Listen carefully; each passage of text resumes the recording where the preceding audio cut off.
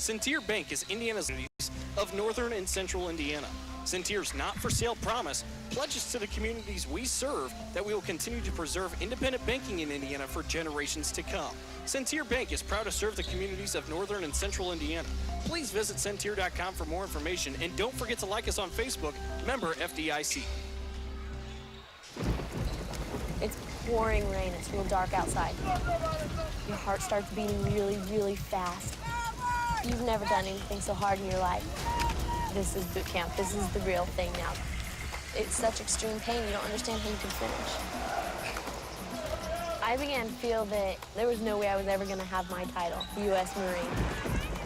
It takes special inner strength, courage, and desire to do this.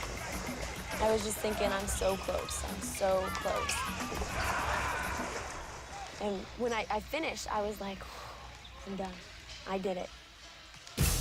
The moment I will never forget is when this drill instructor that I admire so much comes up to me straight in front of me, put her arm on my shoulder and said, "Good morning, Marine." PFC Summer Volkman became a Marine. Can you? Visit Marines.com or call 1-800-MARINES. The few, the proud, the Marines. Every day. Good evening, everyone. Welcome to the Regional Radio Sports Network. We're broadcasting live and in living color from Mike Lightfoot Court here on the campus of Bethel College in Mishawaka, Indiana, live from inside the Gates Gymnasium. Crossroads League men's basketball this evening features the 13th-ranked Bethel men's basketball team hosting the Huntington University Foresters. I'm Paul Connery along with Coach Mark Gardner. Glad you could join us for college basketball as we get underway here. It's been a warm-up outside as of recent. We got a little snow, so we were getting the little accordion back and forth with the weather, and it's been the accordion back and forth in the Crossroads League this past week, Coach. All kinds of activity. And the rankings just came out. St. Francis at number 3, Indiana Wesleyan 8, Spring Arbor 14th, Pilots at 13, and Mount Vernon receiving some votes on the most recent poll, which just happened about an hour and a half ago. So as we go into this ballgame, the Bethel College Pilots, the 106th meeting all-time between Bethel and Huntington University. Pilots lead the all-time series 64-41. However, the Pilots have lost 2 straight games, trying to avoid being the first team since the 13-14 season to lose 3 straight. Huntington, with Tyler Ahrens in a boot over here after a long losing streak, they have bounced back to win 2 straight. So they've had to make a little bit of makeshift in their lineup. So a lot of different things. Pilots played with passion and courage on Saturday. However, they still come home with a loss to the number 2 team in the country. But as I walked away from the gymnasium, thought to myself, they should feel good. Played hard for 40 minutes. That's something that we've talked about. Haven't played hard for 40 minutes. That wasn't the case until Friday, or check that Saturday on at St. Francis. I'm glad you felt that way, but I don't think any of them felt that way. And we've seen it with this team. And it's important to see that these guys take losing hard. There are a lot of teams that, well, we lose a game here or there. It's okay. It's a long season. They start making excuses. Not these guys. They've taken these losses hard. We've seen the guys after the game. There's tears in their eyes. They're coming back out, taking extra shots. You know, they're putting in the extra time. They know losing's not acceptable, and they know that in this conference, we talk every year, is the Crossroads going to get 4 or 5 in the national tournament? And right now they're sitting at that 4th spot. Mount Vernon's right there on their tail. You don't want to be on that 5th spot hoping that the voters will put you in. You want to earn your way in by being up in that top 2 or 3. One thing, if you look at the big picture, the Pilots the last time around against Huntington, they were significant winners. 85-63, but the key thing, Coach, I thought was the out-rebound in Huntington, 43-25. Good ball distribution. Tanner Shepard had one of his best games as a collegiate athlete with 25. Gage was 17. Luke, 15. Paul, 13. And Kyle Hartman, the former Forester, had 10 helpers in the ball game, so he did a great job of distributing the basketball. Pilots are better than this Huntington University basketball team. Let's make no mistake about it. But they still have to come out here and play, and they have to execute. It was our last big win in the conference, and, as far as margin of victory. But, yeah, they were better than Goshen, too, and they got sent home big losers. I think they're better than Indiana Wesleyan. I think it's the weakest Indiana Wesleyan team we've seen in probably 10 years, yet they walked in here and hammered the Pilots. So, on paper, Bethel's a better team. I think, in reality, Bethel's a better team. But you got to come out and play for these next 40 minutes and prove to everybody and win the game. Huntington, a different type of Huntington. Tyler Ahrens is wearing a boot, as I alluded to earlier. So it's more of a perimeter-oriented team. And for head coach Ty Platt, a little bit different type of look that he's had in years past. Give us an idea as the Pilots have to make adjustments completely different than what they saw the first time when Aaron's in the post. Yeah, personally, I like that. I'm used to coaching the JV guys where your bigs are shooters. Everybody spreads the floor, open post offense, penetrate, kick, and knock down the open shot. So from my perspective, I think it makes them a little bit more dangerous. Gives Michael Bush more of a lane. Sometimes the bigs, as good as they are, they clog up that post area, and they make it tough for those guards to drive. So now if you've got Aaron's out of there and it's an open post offense, now Bush can penetrate. Everybody else has to sag down, and that's where he kicks out and hits those shooters out on the wing. We saw Trey Burns step up on Saturday. Boy, oh boy, did he come to play and really made his presence known. Career high 2 assists. He also had a couple of big three-point shots in the game. So give that grouping a little bit more depth at the guard position or out there on the 2, whatever the case may be. But the Pilots at this stage, about as healthy as you're going to get. And really, when it's all said and done, Aaron's being out for Huntington is a bigger loss than most people could even understand.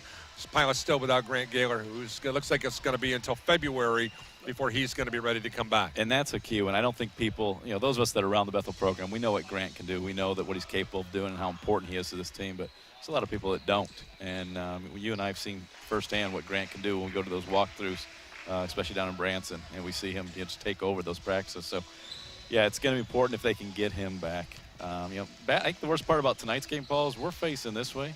You got Mr. Platt that way and Mr. Lightfoot sitting somewhere over there. I wish we had eyes in the back of our head so we could see those two. Maybe get them sitting over here by Tanya. Maybe a little sitting next to each other for this game to see how it goes. That would be certainly interesting. Once again, we're live here from Mike Lightfoot Court. College basketball. The Foresters of Huntington University are in town to take on the homestanding Pilots. We'll be back with more of college basketball. We'll go one-on-one with one of our special guests. That's right after this brief timeout on Regional Radio Sports. Today, the men and women of the United States Marine Corps demonstrate their commitment to defend the American way of life.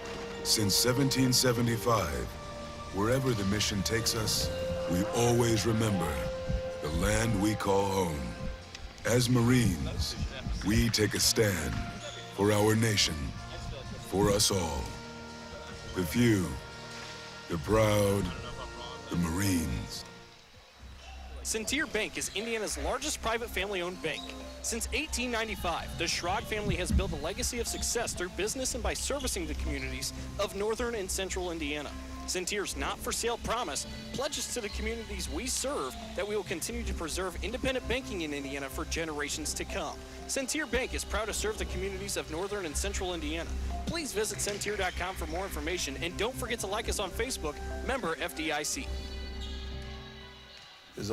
Welcome back here on Regional Radio Sports. Paul Condry along with Coach Mark Gardner. Glad you can join us here today. Tanya Condry up there along with Andrew Bowen taking care of all of the difference makers. Joining us here courtside, Laura Hoover, big part of our broadcast team and part of our internship program. She's going to be joining us on the broadcast today, and glad to have Laura here on loan from Goshen College. And once again, Laura, first of all, thanks for taking time to come out. And Crossroads League basketball, why don't you set the stage on what we're going to experience across the Midwest tonight? Take it away. Who's playing who tonight? Well, we got Indiana Wesleyan out at Goshen College, Taylor out at Spring Arbor, and of course the Huntington Bethel game, which are here tonight. Also, St. Francis taking on Marion at Marion's home court, and then out Mount Vernon Nazarene traveling out to Grace College tonight. And if you take a look at the conference standings right now, St. Francis sitting atop the leaderboard, a 2-game lead, and with a record of 9-1 as we hit the second half of the round robin. Indiana Wesleyan is at 7-3. Spring Arbor, Bethel, and Mount Vernon all deadlocked and tied for third at 6-4. Marion, which has a marquee game tonight, they could really make things interesting if they were able to knock off St. Francis. They're at 5-5. Huntington, it comes into this ballgame with a record of 4-6 in the closing out the last three. Taylor and Goshen deadlocked at 3-7. One of those two teams really right now fighting for a postseason playoff berth. And Grace, which picked up its first conference win of the year, is 1-9 respectively. And didn't Taylor have 3 top 15 or top 10 wins preseason? Yeah. That's what I guess that just They're now 12-10 on the year. Welcome to the Crossroads League. You can beat teams ranked in the top 10 in the country and then come lose 7 games in the conference because that's a conference. And I certainly think that's what it comes out to. Because that's a good team. No question about it. All right, I spent some time with Ryan Lightfoot earlier today, and as always, had a great opportunity to visit with the young Bethel coach, and he shares his thoughts as we file this report. Crossroads League basketball today here from Bethel College. The 11th ranked Pilots taking on the Huntington University Foresters. Ryan Lightfoot joining us here on the pregame show. Ryan, first of all, let's guys kind of reflect back on the game against the University of St. Francis, the number 2 team. And I think I mentioned this to you earlier today that I usually when I walk out of the gym thinking, that wasn't very good or that was really, really good. But I walked away from a loss thinking, that was pretty good. And Tanya and I were talking about this like, I think you're really way too much overanalyzing this situation. Am I out of left field here or something? No, I mean, you're never happy with the loss, but you're really happy with the guys' play. And, we talk about it all the time. You play the game and you surrender the results. And we were up on the board. Usually we have a detailed game plan. We just said, hey, we're going to compete. We're going to communicate. That's all we want to do. That's our 2 game plans for today. We're going to compete and we're going to communicate for 40 minutes. We try to break it down into 4-minute wars and just try to say, this is what we're going to do. For 40 minutes, we're going to have 4-minute wars, take 10 segments at a time, and just kind of take care of what we can control and really work on those things. So we got down, I think second half, we got punched in the mouth right out of the gates. They got up by 9 or 11, and all of a sudden we came back and hit some timely shots. And guys just competed and got to the point just getting back to the foul line, playing through the post. We had great minutes from guys like Trey Burns, who's now back in our lineup again for us. So had great minutes. Just show what we're capable of playing. And even Chad said afterwards, hey, you play like that, you're going to win the next 8 games. And I think that was just a compliment to our guys, but more of a challenge to us to not necessarily take any days off. If we would have played that way on Thursday, we'd probably get a win. And so for us, it's just playing a certain way from here on out and try to string up some wins. All right, let's talk about transitioning from A to B now to make sure that you play with that same type of intensity. I know that you mentioned that in the previous game that you made a coaching blunder. That's awesome to personally, openly admit that, hey, listen, that's a learning curve for me too. Secondly, that you're still trying to push the right buttons with this group each and every day. That's also part of the learning curve. So are you getting more comfortable in pushing those buttons? Yeah, I think I'm learning more and more, and I was talking to my dad about this the other day. I've just got to trust my gut more and more. I've been learning that my gut is usually correct in what we need. And so for me, I think it's really, whether it's restarting a practice or getting on them about a certain topic, I've just got to trust my gut a little bit more to not worry about what's on our practice plan, but to really focus in on what these guys need at that exact moment. And the only way you can do that is coaching from your gut. And so I've got to trust that more and more from where we're at. And so I think I'm learning more and more what this team needs. I think that they're an easy group to coach in terms of they're pretty self-correcting. You've seen them lose before, and then they bounce right back with a win. And just how they practice and how they approach the next day makes my job pretty easy. You can just coach basketball. All right, let's turn our attention to Ty Platt's Foresters basketball team. Obviously, we were able to take care of the business at hand last time out, 85-63. The key thing I thought in that ball game is you guys were just very dominant on the boards. You won the rebound war 83-25. I'm going to go up on the limb and say if you rebound like that, you'll win again. Yeah, obviously we got to take advantage of our size differential, and we have that just about in every single game we play. I think everybody says, man, you guys are so big and so physical, and that's just the way we have to play. We have to play like it's a bar fight every single time we get onto the floor. And so Ty's team does a great job of doing a lot of different things. You see how they went to Mount Vernon and come away with a win. And they're playing a little bit different than the first time we played them. The first time we played them, they were really centered around Aarons. Well, Aarons isn't in their lineup anymore. So he was averaging 20 and 10 last time we played him. They removed that. They became a lot more perimeter-oriented. You've seen guys like Connor Platt step up in a scoring role, who's had a great 5-game sequence that he's put together. And Bush is still doing his distributing game and getting to the rim and knocking in shots. And he always plays really well against us being a South Bend boy. All right, let's break it down defensively. First of all, let's talk about matchups. And obviously you mentioned that Mike Bush, the Adams product, is a #1 assist guy in the country. Let's talk about keeping him at bay. That is a tough matchup with your grouping. Yeah, and I think, we went back to the drawing board in a little bit about these guys saying, kind of hit this midseason rut. You're halfway through the conference, and everybody kind of starts to scout you and knows what you're good at. knows what your flaws are, and they try to push you towards your flaws. And so we reminded our guys in film on Sunday night just to get back to what you're really, really good at. So for us, we challenged Hartman to say, you got to be a dog for us, and you got to be a guy that can defend. And so we gave him a personal challenge to say, hey, just keep your chest in front of Bush. But you can't defend him one-on-one.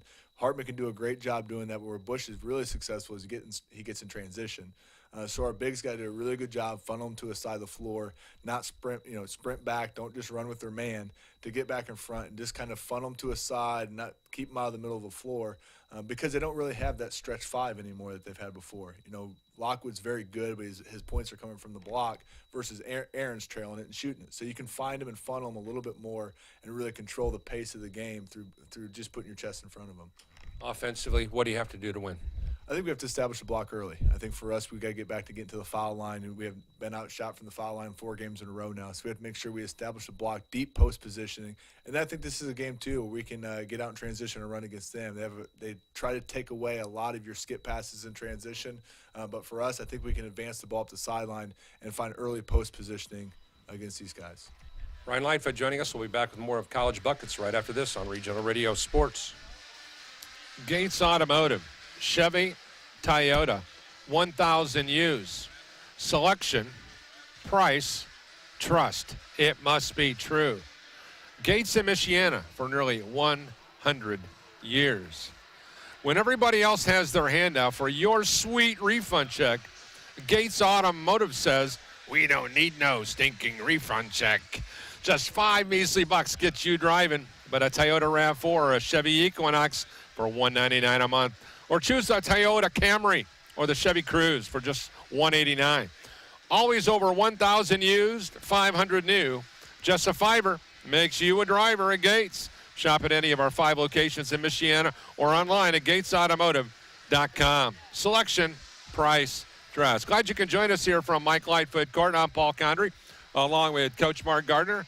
And, of course, thanks to everybody here at our broadcast location for their great support of our broadcast. We're going to break this one down. Coach Platt was unavailable, as per usual, to visit with us here prior to each Huntington game.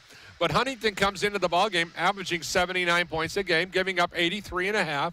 They're being out-rebounded by their opponents, 38-34. They're averaging 11 turnovers a game, shooting 71% from the charity stripe, 45% from the field, 35% from beyond the arc, 17 helpers a game, 5 steals, and right around 4 block shots per ball game. They've done a really nice job. Number 6 in the country in the assist to turnover ratio at 1.5. Now let's compare those numbers to the 13th ranked Bethel Pilots. Pilots come in averaging right around 85 points a game, giving up 74. They're out rebounding their opponents 43.5 to 33. That is the number 3 rebound margin in NAIA Division II. Pilots are averaging 14 turnovers a game. They're shooting 68% from the charity stripe, 48% from the field, 40% from beyond the arc. They're averaging right under 18 assists per ball game. They're averaging 5.5 steals per game and 2 block shots per contest. Pilots, of course, number 6 in the country in assists, number 5 in rebounds per game, number 3 in rebound margin, number 2 in rebound offense, and, of course, number 2 in rebounds per ball game. This has been a big and dominant team, Coach, when it's all said and done. If they put the big boy pants on and play like they did against an inspired St. Francis team on Saturday, they're pretty good. Yeah. Then they got to play a full 40 minutes, Paul. We saw it the previous game here against Mount Vernon. Gage out, nothing at the half. Trayvon Covington 1 for 9 at the half, and those guys come out and have double figures in the second half. Saturday at St. Francis, what Trayvon, 6 of the first 8 shots. He had 15 points early, and then, late in the game, Trayvon was still sitting at 15 points. And so they've got to be able to, and I don't think that's the other team adjusting and taking us out of the game. I think it's just sometimes our guys, they almost play too unselfish sometimes, and it wasn't like Trayvon was 6 for 8 and had 15 points, and then he was 6 for 14. He was still sitting at 6 for 8 or 6 for 9, so just not getting the shot attempts. Same thing with Gage. We've seen him go a couple games now with 1 or 2 shot attempts and a half, and you can't have that. So those guys need to establish themselves, in my opinion. The Pilots have won 7 straight games in the series. Bethel's last loss to Huntington was here on the 14th of January in 2014. Bethel is 41-11 against the Foresters here in the friendly confines of the Gage Gymnasium. Bethel, as I alluded to earlier in the pregame show, is trying to avoid its first 3-game Crossroads League losing streak. The last time that happened was back in 2013 and 2014.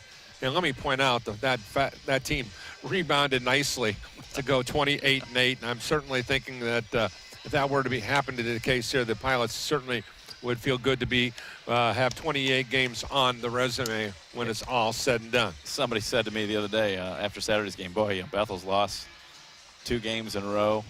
They're struggling. I said, yeah, they're 17-5 and they're ranked in the top 15 in the country. And if that's struggling, so be it. But I'm hoping Paul Foreman comes to play tonight. We haven't seen Paul have one of those double-double games, 25 points, 12 rebounds in a while. He seems like he's been struggling since he was injured. Be nice to see him come and establish himself and really be a dominant big man tonight. Pilots are 7-2 here at home, and taking a look at the guy that Ryan Lightfoot's coaching against today, and that's Ty Platt. He's in his 10th season, 166 wins, 136 setbacks. In Crossroads League play, he is 73-93. That's what happens when you're going up against the likes of Mike Lightfoot and Jim Kessler and Greg Tonigal and Chad Lacrosse. You just put those 4 guys on your resume. You have to play those guys twice each year. That's a difficult situation to be had by all. Once again, we're glad you could join us here for college basketball. Our broadcast being presented in part by Cardinal Bus, the official carrier of the Bethel Pilots. Contract Cardinal Bus for all your travel needs. Also, our game being presented in part by our friends at Centier Bank. Regional Radio Sports thanks Centier Bank for their financial support of today's broadcast. Owned by the Schrag family since 1895, Centier Bank provides a full line of banking options, including mobile apps. They have over 40 locations in Porter, LaPorte, Marshall, Elkhart, and St. Joe counties. The website is www.centierbank.com. And, of course, our coverage is always anchored by the Gates Automotive Group. Let's go on down here to our good friend Brian Miller, the legend, here at our broadcast location. Here we go to Brian. Your attention, please. Bethel College welcomes all players, officials, and spectators to tonight's contest. As a member of the NAIA, we are proud to be participants in the Champions of Character Initiative. We ask each of you to help create a positive, fun, and competitive environment by showing respect for one another. Fans, on behalf of the Crossroads League and Bethel College, please enjoy tonight's contest. Ladies and gentlemen, this time we ask you to please rise and kindly remove your caps as Bethel College senior cheerleader Brooke Perrin leads us in tonight's opening prayer. Let's pray. Dear Lord, just come to you tonight and just pray over these teams that have traveled here and just to give them the ability to just play the best that they can play. I pray over safety for the teams just as they're playing tonight. I also pray for Marshall County Schools in Benton, Kentucky. I pray for the community and those affected in light of today's school shooting. I pray all these things in your name. Amen. Thank you. Fans, please remain standing as we honor America and those who serve and protect our great country with the playing of the Star-Spangled Banner. Tonight's national anthem will be performed by Bethel College senior and DCA world champion, Trayvon James.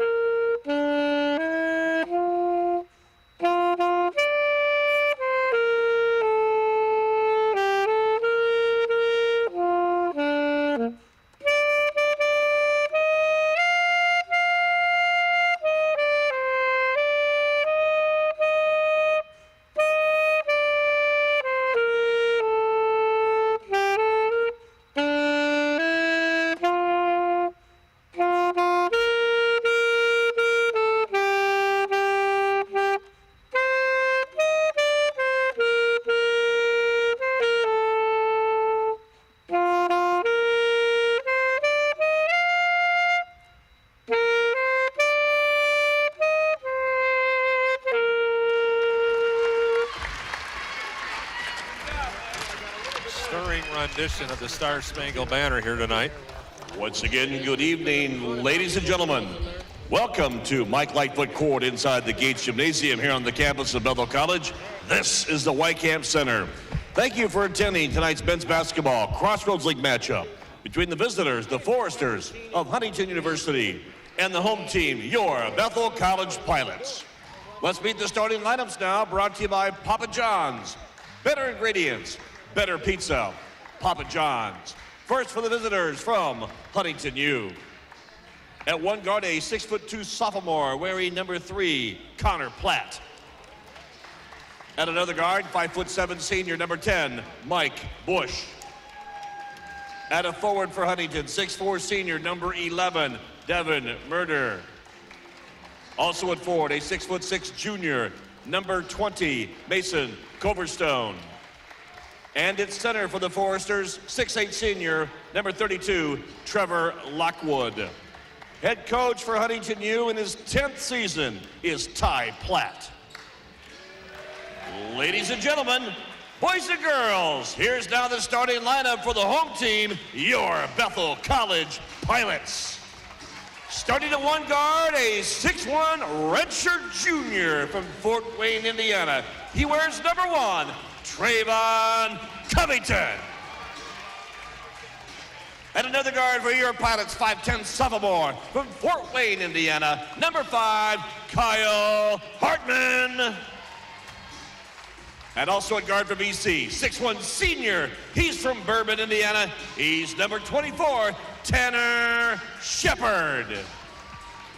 And the men in the middle for your Pilots, one forward, 6'6" senior from LaPorte, Indiana. He's number 42, Gage Ott.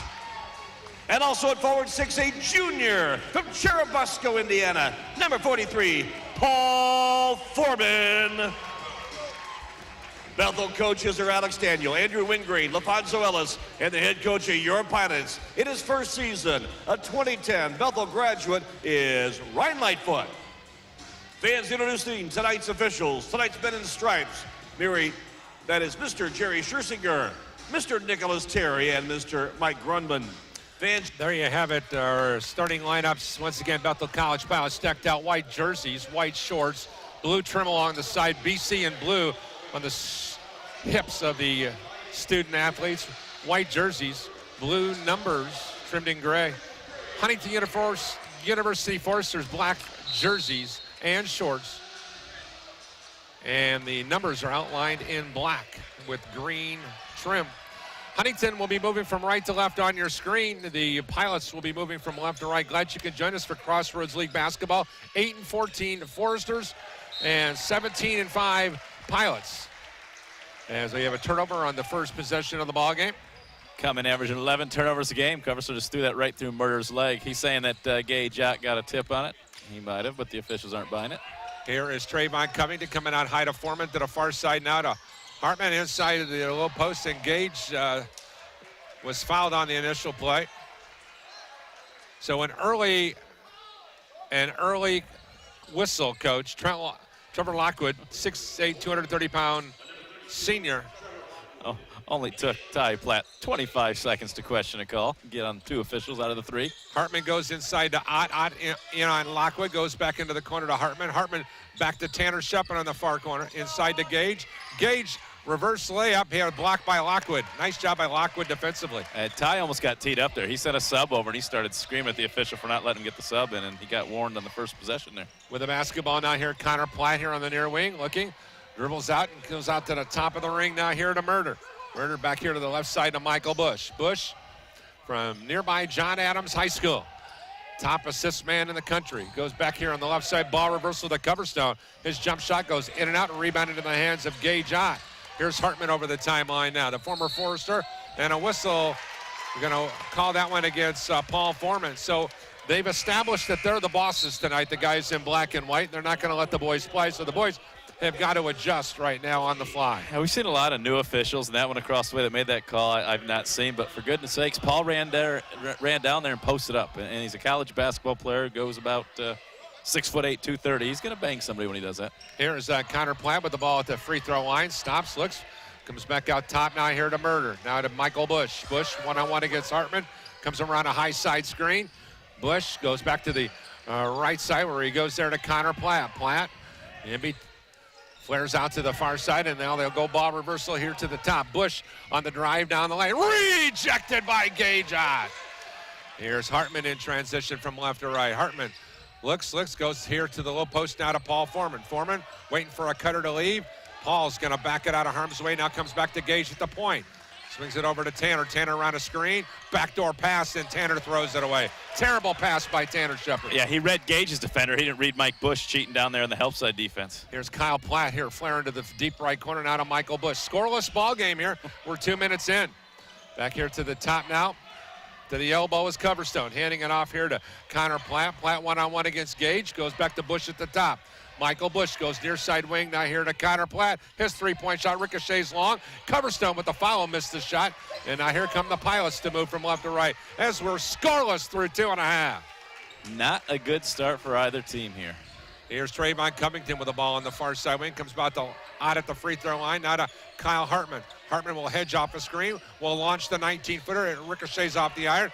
Tanner Shepard the rebound, and he was whistled for a traveling. Yep, one too many steps on the spin move there, and so Foreman and Covington head to the bench. Lutz and Burns checking in here at 17:23, and somebody's got to get a bucket tonight, right? Yeah, it's all said and done. I think so. There is Michael Bush now over the timeline. Not good offense or good defense right now. I think it's just both offenses look pretty sloppy. With the basketball, Platt goes near side, not a Bush. Bush comes around a left elbow screen from Coverstone. Now he's at the top. Michael will shoot one over Gage, and that's a brick, and Trey burns the rebound. Trey had a career-high 2 assists the last game. Here's Hartman on the far side wing, foul line extended left. Goes over here to the right side, now to Tanner Shepard. The left-hander, three-point shot, no good, and Trey Burns taps it out, and that's going to be a foul called on the Foresters. I believe it's going to be whistled on Mason Coverstone. Yeah, Coverstone with the foul going over Trey's back there, so good job by Trey. Couldn't grab the rebound, he kept it alive. Zach Owens checks into the ballgame, a 5'11", 165-pound freshman. Hails from Indianapolis, went to Crispus Attucks High School, the same high school that produced the legendary Big O, Oscar Robertson, the greatest basketball player ever. You got to get the ball in the Gage out this possession, Paul. Here's the ball top here to Burns. Burns now goes to Lutz. Lutz. Now there's a pass inside to Gage. Gage for the layup. Thank you. 2-0 Pilots right on the call from Coach Mark Gardner. 16:40 to go. First half, 2-0 Pilots. There's nobody wearing a black jersey that can match up with Gage on this end of the floor. The Pilots need to quit overthinking and get back to the basics. Back here to the top of the ring now. Here's Murder. Goes to the left side here to Kyle Platt. His three-point shot ricochets off of Trey Burns' right hand out of bounds. And now we have a substitution coming in for Huntington University. As Trevor Lockwood, the 6'8", 230-pound senior. His hairline looks like yours and I's, Coach. But I don't know as far as was that pronounced at that age, though. Here's Bush with a drive and a foul call on Trey Burns. Yeah, somewhere Wes Leidig is looking around going, so I wasn't the only guy in college that looked like I was 40, right? So as Paul Foreman checks in, Gage Odd checks out. Hey, I got a great report the other day from Beth Schaus. Matt Schaus, of course, who's here today. He's the head basketball coach over at Jimtown. His mom fighting cancer, and a great report. So I know I can speak on behalf of our good friend Don Sturgeon and the whole entire Schaus family. Here's Coverstone. His right-handed hook is no good. She is getting better. That's great here. Here's Trey Burns. Stops, pops, three, no good. A rebound. Ripped out of there by Connor Platt. I don't think that was a good shot by Trey Burns. No, that's high risk, high reward. There's Lockwood. There's going to be a charge coming the other way. Yep. And Michael Bush picks up the charge.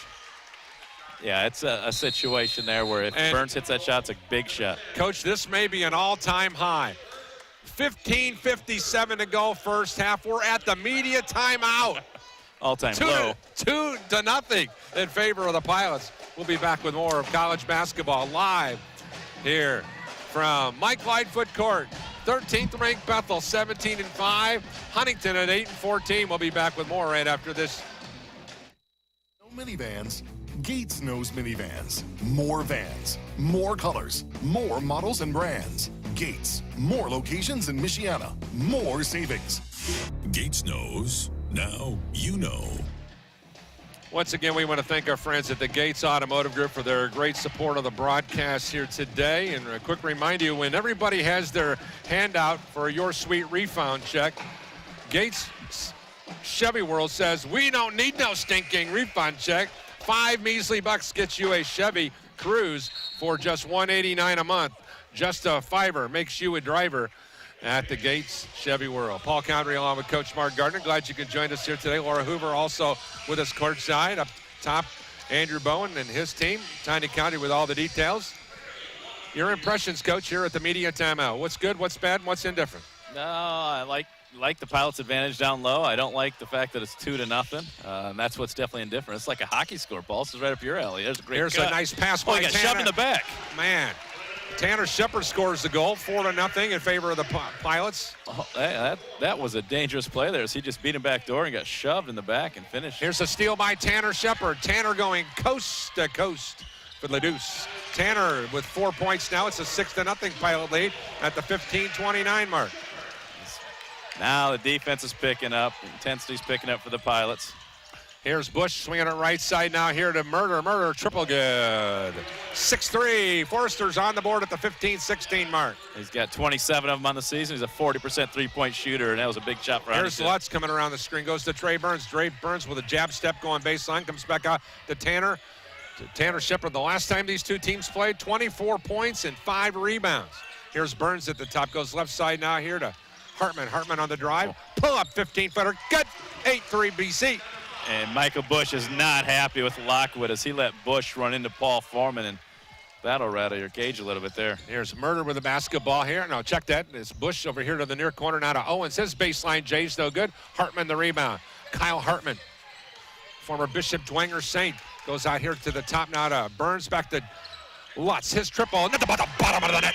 Pilots lead at 11-3. That's a hustle basket there. Lutz was the first player up the floor, and instead of settling, he ran all the way through, 2 screens to the weak side, and got the reverse pass for the knockdown. Lutz with his 44th triple of the year. Here's Lockwood with a spin around. I lost the handle on it. Saves it to Owens in the corner. Owens on the drive, shot on the way, no good, and there's going to be a traveling call on Owens. Turnover number 4. Thinking of traveling, think of our friends at Cardinal Bus, the official carrier of the Bethel Pilots. Luke Fisher will be joining us at halftime. We'll also hear some thoughts from head coach Eric Gingrich at halftime. So stay tuned for some of those interviews as Lutz will walk it up over the timeline now into the forecourt. His club an 11-3 leader at the 14:05 mark. Got to go back to Gage. Burns comes back here to the top now to Trayvon Covington. Trey's triple is off the rim, no good. Rebound in the hands of Coverstone. Up court quickly to Bush. Bush, shake and bake, stops. Hits the trailer, and Lockwood lost the handle on it. Here's Trayvon on the breakout. Trayvon to the goal, and he scores. 13-3 BC. And Burns stumbled there. Took out Huntington Forrester on his way down. Everybody looks like they're okay. And a timeout on the floor. Huntington University, 13:44 to go. Pilots off and rolling here after a sluggish start. Our coverage today being presented in part by Lake City Bank, proud sponsor of Bethel College men's basketball. At Lake City Bank, local bankers provide checking, savings, and loan products, along with technology to manage them 24/7. Go to lakecitybank.com/personal for details. Member FDIC. A quick reminder, join us tomorrow. Coach and I will be here at our broadcast location as the Bethel College Lady Pilots will entertain Lori Culler's women's team. Lori, one of the top coaches in the history of the game. Glad to have her back on. Coming on that media timeout, Paul. Pilots were up 2-0 at the 15:57 mark. 2 minutes and 13 seconds later, they have a 10-point lead. They went on a 11-3 run there. But it started on the defensive end, Coach. Yeah, absolutely. But those turnovers that go the other way. There are a couple steals going the other way for the Pilots. Tanner Shepard, 2 quick ones. Owens hands it off now here to Bush. Bush now goes to your left side now to Coverstone, and a whistle away from the ball. Moving screen on the Foresters. And now Luke Fisher, who's in the contest now. Turnover number 6. They average 11. They've got 6 in the first 6 minutes. I tell you what a growing up moment for Trey Burns. Cut his hair, hanging around, stopped hanging around the wrong people. Had to serve a 6-game suspension for breaking team and school policies. Come out, played with a total reckless abandon and a new focus. Good to see kids grow up in that situation. Here is Trey with the basketball. Comes out high here, not a lot. So Lutz goes back to Trey on the right wing. Get it to Trey him. wrap around to the low post now to Gage. Gage turns, shoots, 14-footer, ricochets into the hands of Burns. Trey to the goal for 2. Pilots lead 15-3. Right on cue. I've known Trey. I played high school ball with his dad. I've known him since he was little, and one of my former SOS campers. So proud of the way that he's turned the corner here and growing up. Here's the three-point shot on the far wing. Good for Mason Coverstone. His 31st of the year. It's now 15-6. Yeah, this team can shoot the ball well because they can score in bunches, so you got to find shooters. Luke Fisher to the goal for 2. 17-6. Well, everybody getting into the scoring in the early going. Pilots started 0 of 4 there. 7 of their next 9. Here is the ball in the hands of Bush. Swings the near side wing. Now here to Connor Platt. Pull up 14-footer. No good, but a foul whistled on Trey Burns, and that's going to be his second infraction, and that'll immediately bring Tanner Shepard off the bench. And there's a mindset change there. When Trey used to get in, it was garbage time. Didn't matter if he picked up a couple fouls, you just play aggressive. Now he's becoming a key element to what's going on here. He's got to play a little bit smarter. He's had a good stretch here and would still be on the floor if it wasn't for that second foul. Connor Platt knocks down his first free throw. The last meeting between these two clubs, he had 11 points, 2 rebounds, 2 assists. On the year, a 12.5% scoring average, 3.5 rebounds, an 81% free throw shooter, and he has calmly knocked down a pair. It's now a 17-8 ball game here at the 12:30 mark. So a couple threes and a couple free throws. They've still yet to make a basket inside the three-point line tonight, but they're only down 9. Let's goes right side now here to Trayvon Covington. Covington goes screen and roll here to Gage, and Gage was hammered inside by Coverstone. That's a dangerous play there as he tried to draw the charge, but he was inside the circle, and he certainly wasn't square. So that's going to be 2 fouls in Coverstone to send Gage to the line. Gage, the last time these two clubs met, 17 points, 4 rebounds, 3 steals. One of Gage's issues as of late has been his free throw shooting down the stretch. He is below 60% at 58% on the season. He has fallen to 64%. He has really struggled at the line, Coach. And I don't know if it's because he's tired and when he's shooting free throws or whatever the case may be. I'm not sure, but I know it's one of those areas of his game that has improved as since he's gotten here, and this year it's heading back the other way. 1 of 2 for Gage at the charity stripe, and it's now an 18-8 ball game here with 12:17 to go. Here is Bush at the top of the ring now. Flares to the right wing, stops, looks, gives up the dribble. Wrap around to the low post now to Coverstone. 1-on-1 against Fisher. Mason to the goal. Rejected. And they're going to call a goaltending on Fisher. 18-10, there's your first 2-point basket. And that comes at the 12:05 mark. And there's something to be said. Patrick Ewing used to do that. I'm not going to let them see the ball go through the hoops. I'll just knock it out of there and make them think it might not have gone if it weren't for me. Across the way there, Indiana University recruit Demezi Anderson in the building. With a basketball, Gage out, comes out now here to Fisher. Fisher goes around a screen and roll to Gage for shot no good. And the rebound into the hands of Devin Murder. Up court quickly now here near wing is Bush. Bush drives, hits the trailer, top of the ring now, Murder. Jump shot, good. 18-13. Foresters with 5 unanswered here at the 11:33 mark. And that's a quick release by Murder. Catch and shoot. He wasn't square, and I thought Trayvon got a little bit of his arm, but he still knocked down his second triple. Ott goes right side now to Lutz. Let's screen and roll to Gage. Gage to the ball reversal. Ball goes off the fingertips of Luke Fisher, and it'll be a turnover. Hartman checks back into the ballgame. Foreman checks back into the ballgame. Lutz and Otts go to the Pines. Bad pass by Gage. Turned to the bench right away. Said, I need one. You get physically tired, you start making those silly mistakes, and that was one of them there.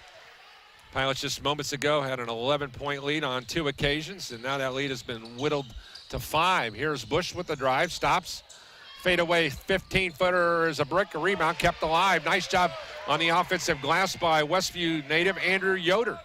Back over here in near wing, Bush globs it inside, now to Coverstone. 1-on-1 against Foreman.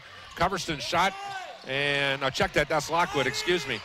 And my apologies, and then back the other way, here comes Hartman.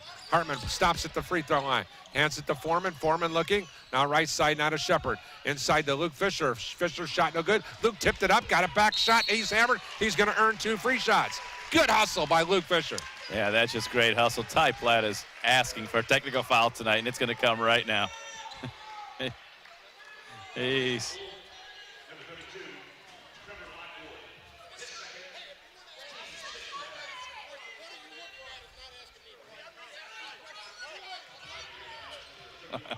There's my. There's a nice exchange. He said, if you want to ask me a question, I'll answer it. What are you looking at is not the question.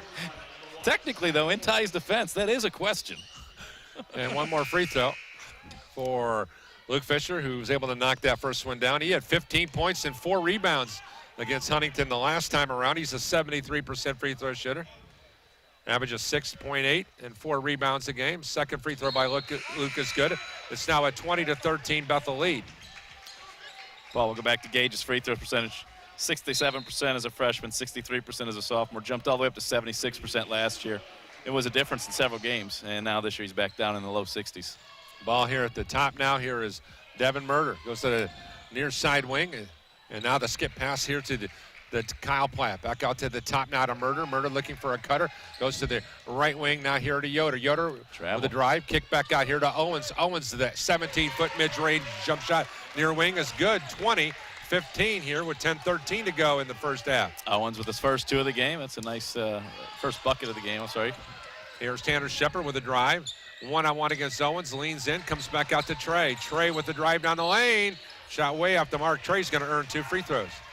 So Trayvon Covington with 10 minutes and 1 second to go in the first half will go to the line. Trey had 5 points last time these two clubs have met. He's playing in his 23rd game. He started all 23 games for the Pilots this year, averaging 13.5, 2.5 rebounds, nearly 2 assists per ball game. And Trey will go to the line. Free throw on the way. Picture perfect. Bethel leads at 21-15. 17 fouls now on the visitors, only 3 on the home team. Pilots have not gotten to the foul line very much the last couple of games, so it's good to see them actually get in the line. They've been in the line. This will be free throw number 6 today. They only shot 4, I believe. That's right. Or 8. I'm sorry, 8 against Mount Vernon. 21-16, and that's one of the things where the Pilots have excelled at. They are 12-1 when they shoot more free throws than their opponents. 22-16. Is that a recipe for success right there? Oh, yeah. Get to the line, get the other team in foul trouble, and knock them down. Ball out here, top of the circle. 3-point shot on the way high off the iron on the offering by Devin Murder, the former Patriot from Heritage Hills High School. Back out here, Trayvon. Trayvon Covington, 3 off the rim, no good. Rebound, nice box out by Andrew Yoder, the 6'4 sophomore from Westview. Here's Bush, round the back dribble against Hartman, and that's a foul. That's a good call by the official because Hartman doing a nice job keeping his chest in front of Michael Bush. Did exactly as Coach asked from the pregame and did a great job at the elbow. Then he got beat baseline and gave him a little bit of body there. But right now, Bush 0 for 3 from the floor. He does have 2 assists, but Hartman's done a real good job of containing him. 14 fouls now on the team from Mishawaka. And now here's Michael Bush out here on at the top. A little jab step, one-on-one against Gage. Will shoot the 19-footer, and he gets it to go. 22-18. Here at the 8:22 mark. And Bush was spouting off to Gage as he backpedaled, and Gage gave him a 2-handed shove. Here's a pass inside to Gage. Gage traveled with the basketball. Good call. Even now though he Bush was is in his face again. Yeah. Gage has got to be smart. We've seen Gage get in trouble with this now, and you don't want somebody to get in his head. Yeah, Gage and I had this conversation, and he's still talking about it. Here's Bush at the top, one-on-one against Gage. Here's a drive, a shot, and a score. And here's making it 22-20. Here's a drive down the other way. Here's Paul Foreman having it knocked out of bounds. Michael Bush has been energized by the conversation with Gage on. And now an official stepping in there, letting him know that that's enough of it. But, yeah, he got in Gage's face there. And Gage gave him a two-handed shove, but both players need to. They're too good. These guys need to let their game speak for itself. They're both all-conference quality players. Here is Covington at the top, drives down the left side of the lane, shoots and scores on the left block. 24-20. Pilots with a 4-point lead here at the 8:50 mark. Trayvon now with 6 points, and that's just going right to the rack and attacking the basket there. Ball here on the far wing, 3-point bomb on the way. Good for Michael Bush. 24-23. Michael Bush on the year with his 28th 3-point bomb. 8:33 to go. 1-point ball game now. And he's capable of putting up 40 any night. Here's a pass inside to Gage. Gage shoots and scores for the easy layup. 26-23.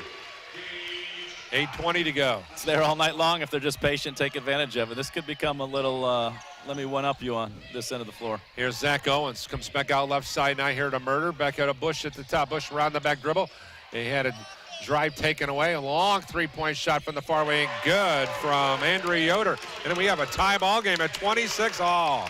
7:59 to go, first half. There wasn't a scoreboard in the gym, Paul. You'd think the Pilots are up by 10 or 15 points right now, but Huntington using the three ball. Here's the drive inside, and Michael Bush takes the charge. Gage got to be careful.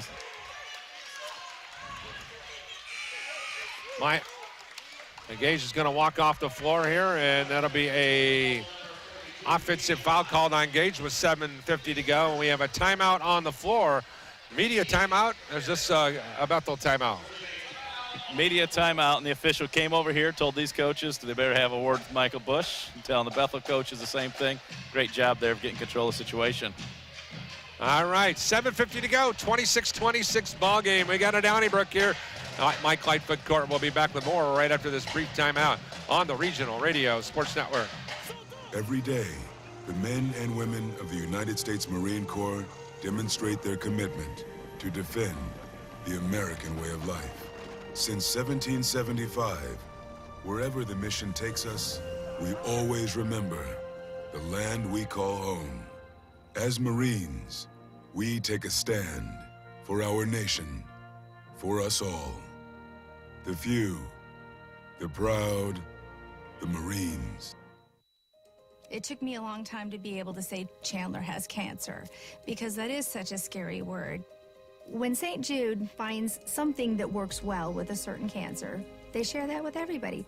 And knowing that we don't have to pay for all of the medical expenses, that's huge.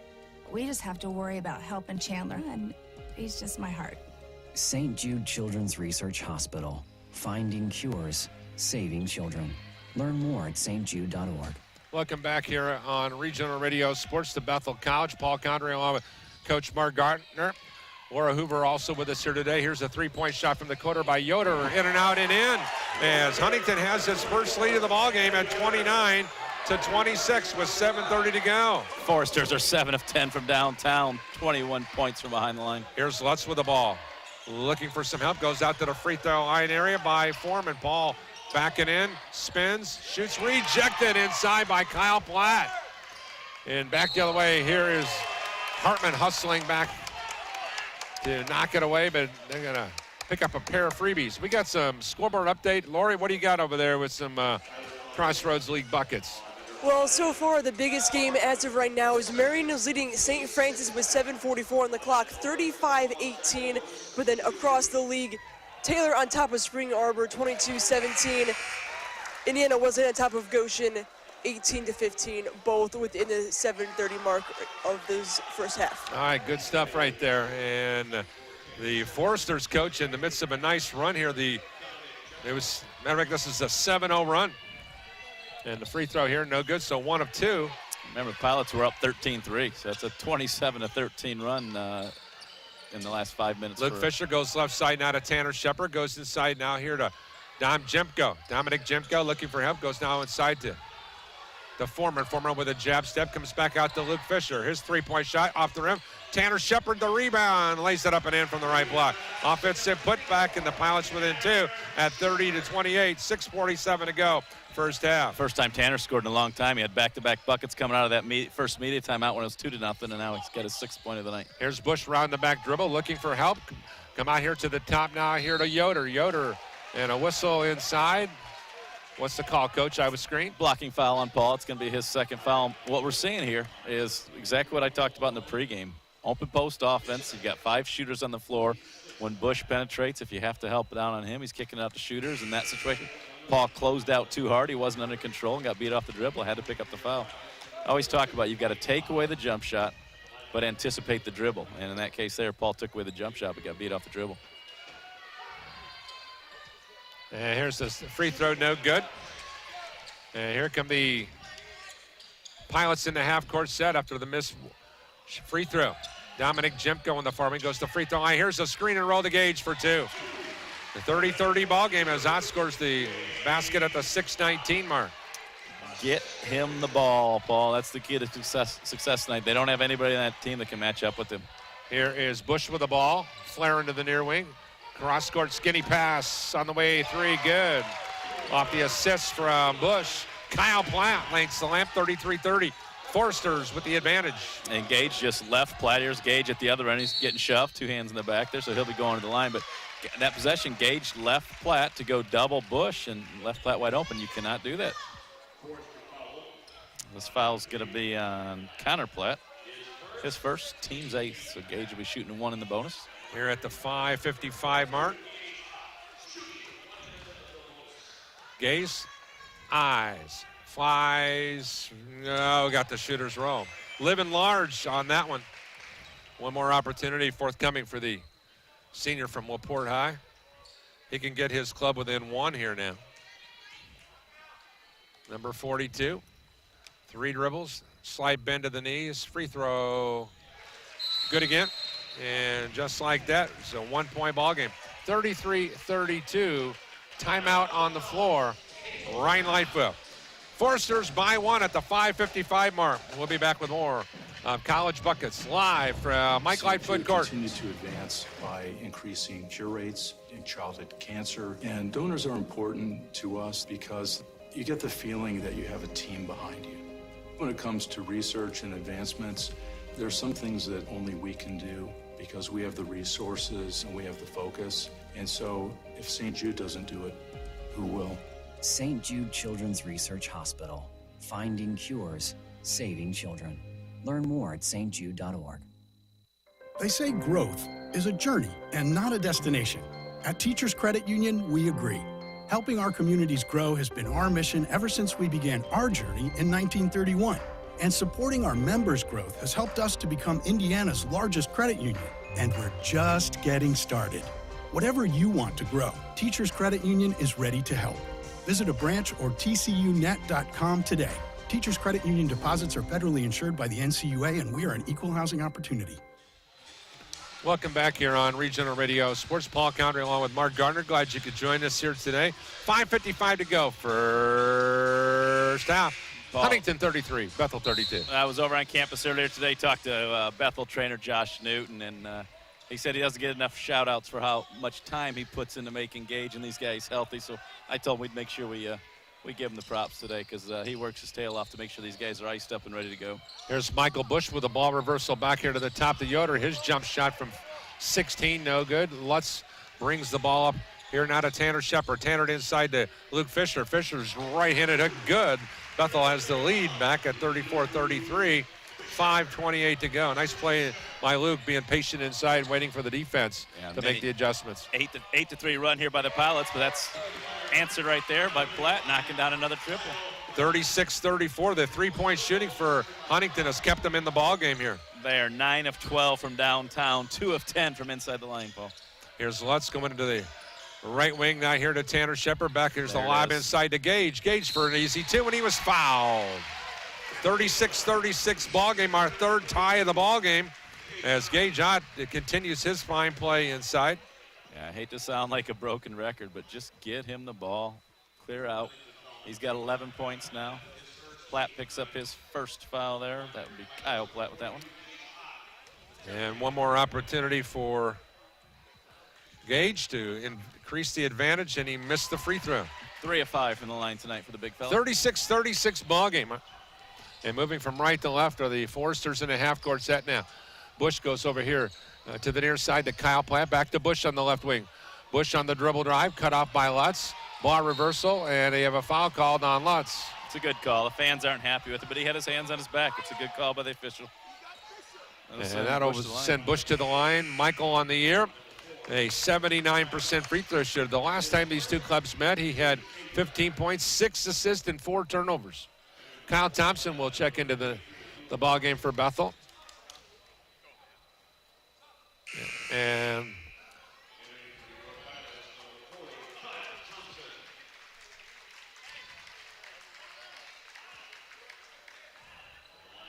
nice exchange here between Tanner Shepard and the Huntington coaching staff. Tanner's just without question one of the most likable kids you ever want to be around. 37-36 ball game. As the first free throw is good for Bush at the 4:45 mark. And free throw on the way in and out, no good, so he was 1 of 2. And here come the Pilots. Lutz into the half-court set. Goes right side now here to Tanner Shepard. Tanner back out to the top to Kyle Thompson. Kyle gives up the dribble. Goes to Dom Jenko in the far wing. Dom with a little jab step. Drive, shoots, and banks it up from the left wing. Or from the left baseline, excuse me. 38-37. There's some unexpected offense coming from Dom, attacking the basket. Looked good on that baseline drive. Dom averages 1.6. He's got to another three-point bomb. Bingo! Kyle Platt lights the lamp, and it's now a 40-38 ball game. Cougar, I checked that. Coach, what is wrong with me? 4:08 to go. And Gage, I believe, will be heading to the line. How many? 10 now? That is their 10th triple, 10 of 13. Gage going to the line here for a double bonus. I was going to say last position. Royce is just shoving them in the back. 1, 2, 3, 4, 5, 6.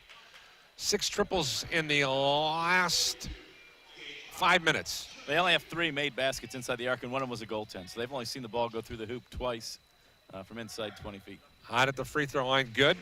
He gets his club within 1 at 40-39. It makes it awfully difficult when you have to exchange 3 for 2. Here's Gage with 1 more. He's good this time, and once again, we're tied at 40-40. Nice and our 4th tie of the ball game. Gage with 13 points. Go along with 3 rebounds tonight. Bush pass. with a beautiful no-look pass inside to a wide-open Luke Ross. And the 6'4 junior from Huntington North scores the field goal. 42-40. 3:51 to go. Kyle Thompson handing it off here to Dominic Jenko. Dominic goes back to KT. KT looking. Bounce pass to Gage. Gage shot. Good. 42-42. Gage putting the big boy pants on tonight. Yeah, and he's getting shoved in the back before he catches and after he shoots, but he's still knocking him down there. For a game that started 2-0 at the 15:57 mark, it's turned into a Donnybrook. Another 3-point shot, no good. This time from Kyle Platt. Here come the Pilots. Here's Lutz with the ball, handing it off now to Kyle Thompson, now to Tanner Shepard. Tanner back here to Dominic Jenko. Back to Lutz and a whistle inside. Call it on Luke Russ, the 6'4 junior. Pushed Gage in the small of the back, and Gage with 3 minutes and 12 seconds to go in the first half will go to the line. Put this in perspective, Gage now has more free throws by himself this half than the Pilots had as a team against Mount Vernon. Gage free throw is good, and Bethel has the lead back at 43-42. Gage now 6 of 8 from the line. And the next free throw for Gage, he had a conversation with the official about keeping his shirt tucked in. Second free throw, no good. Bethel a 1-point lead at 43-42. Bush hands it off to the trailer, now to Connor Platt. Back out to the top to Mike. Mike Bush, jump pass out here to Connor Platt. Platt, one-on-one, hands it off here. That should have been a travel by Luke Russ as he was coming around the screen. Here is Bush with the push off on Lutz. That's to be Bush's 2nd foul, I believe.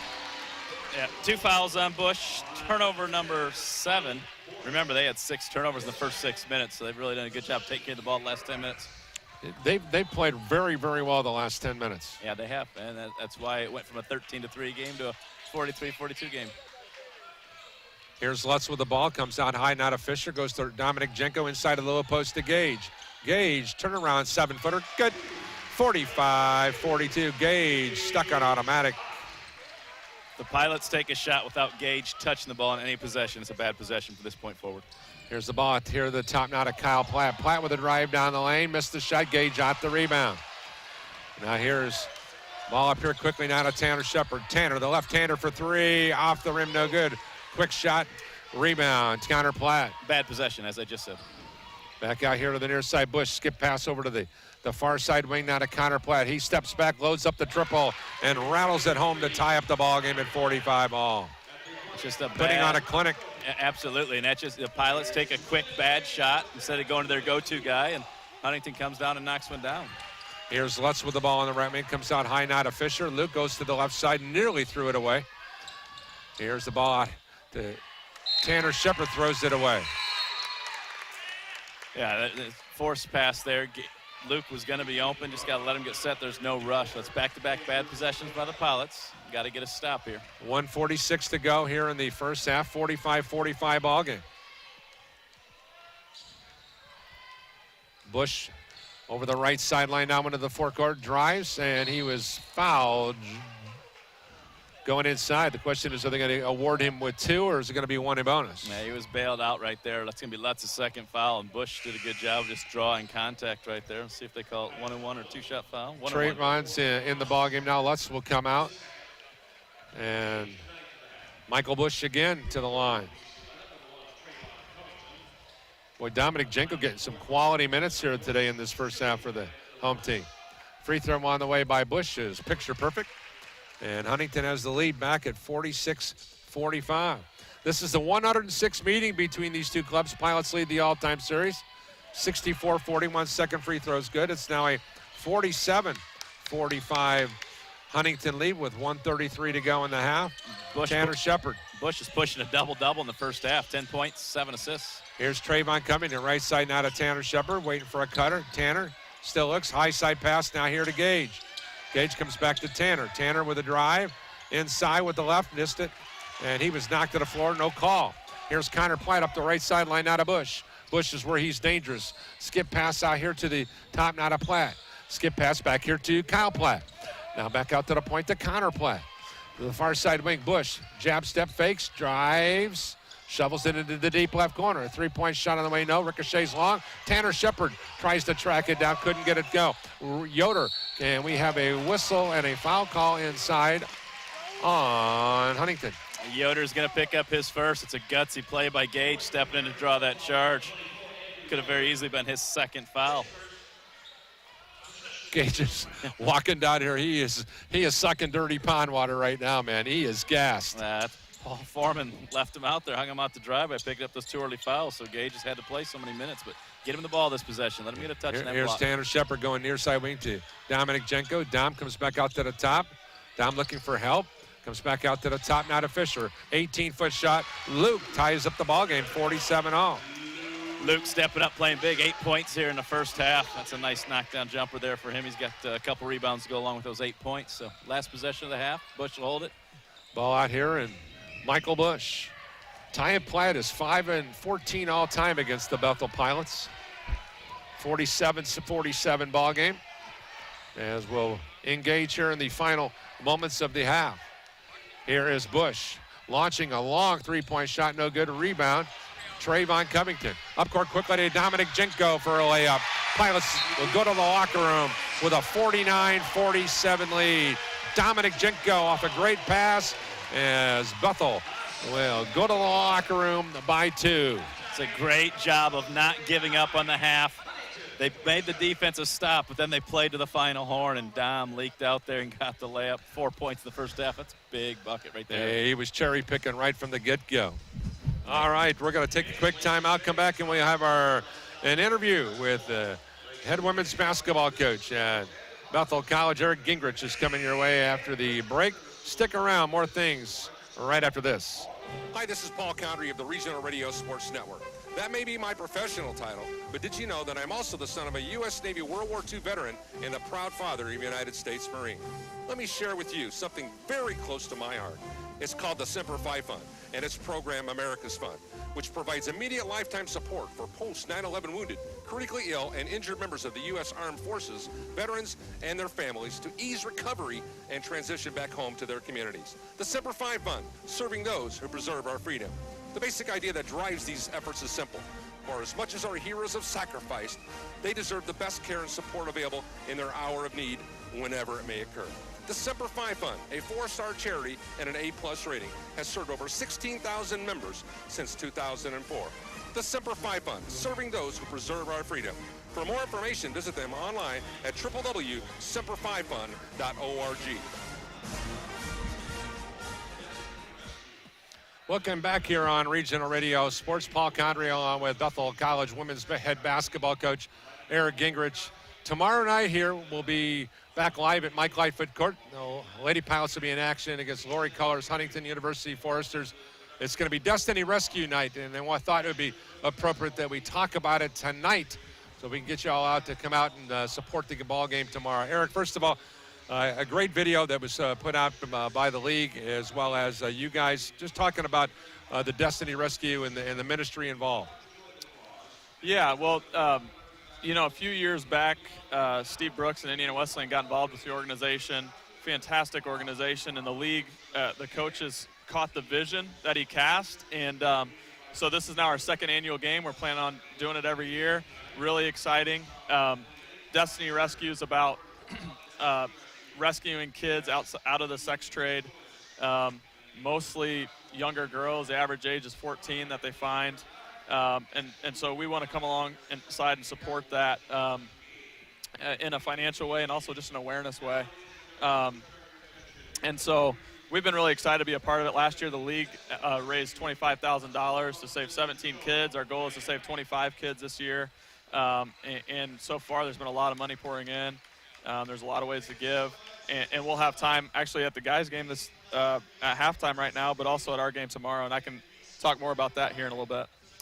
Well, when you look at the taking care of, the official down here is putting down some tape here and making sure you get the boundaries together we can talk with the coaches and what they need to do. Looks like Coach Blatt was getting too far out of his zone, huh? So, anyways, getting back to the importance of everybody getting on the same page. I think that's really the key thing. Is anytime there's an initiative that's out there, the more people who are involved, the more people who are passionate about this. That is where I see really changes made. So let's just talk about everybody being on board, and really I think that's really kind of the key thing with this. Yeah, absolutely, and awareness is so huge. I mean, this is a $100 billion industry. It's probably one of the biggest issues of our time. There's more slaves in the world than ever before in human history, and a vast majority of those slaves are kids. And they're being sold in the sex trade.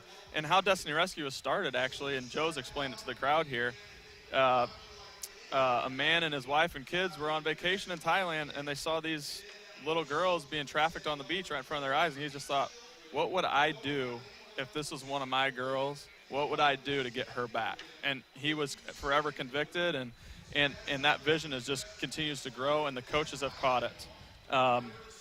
And so, you know, all the teams hosting league games tomorrow, we're one of the 5. We're having speakers on campus. There's a speaker in chapel talking to our student body tomorrow. We'll have speakers at the game. So I think a lot of it revolves around awareness. And then when you just hear something that sad, it burdens your heart. And there's nothing else you can do except for engage in it. And that's where our kids are at right now. It's really fun to watch our team kind of rally around this issue. And we've actually had some personal experience with it as a team on our Florida trip this year, believe it or not. There's just some crazy stories, and it's just amazing how rampant this issue is becoming. And so they want to engage. They want to get involved.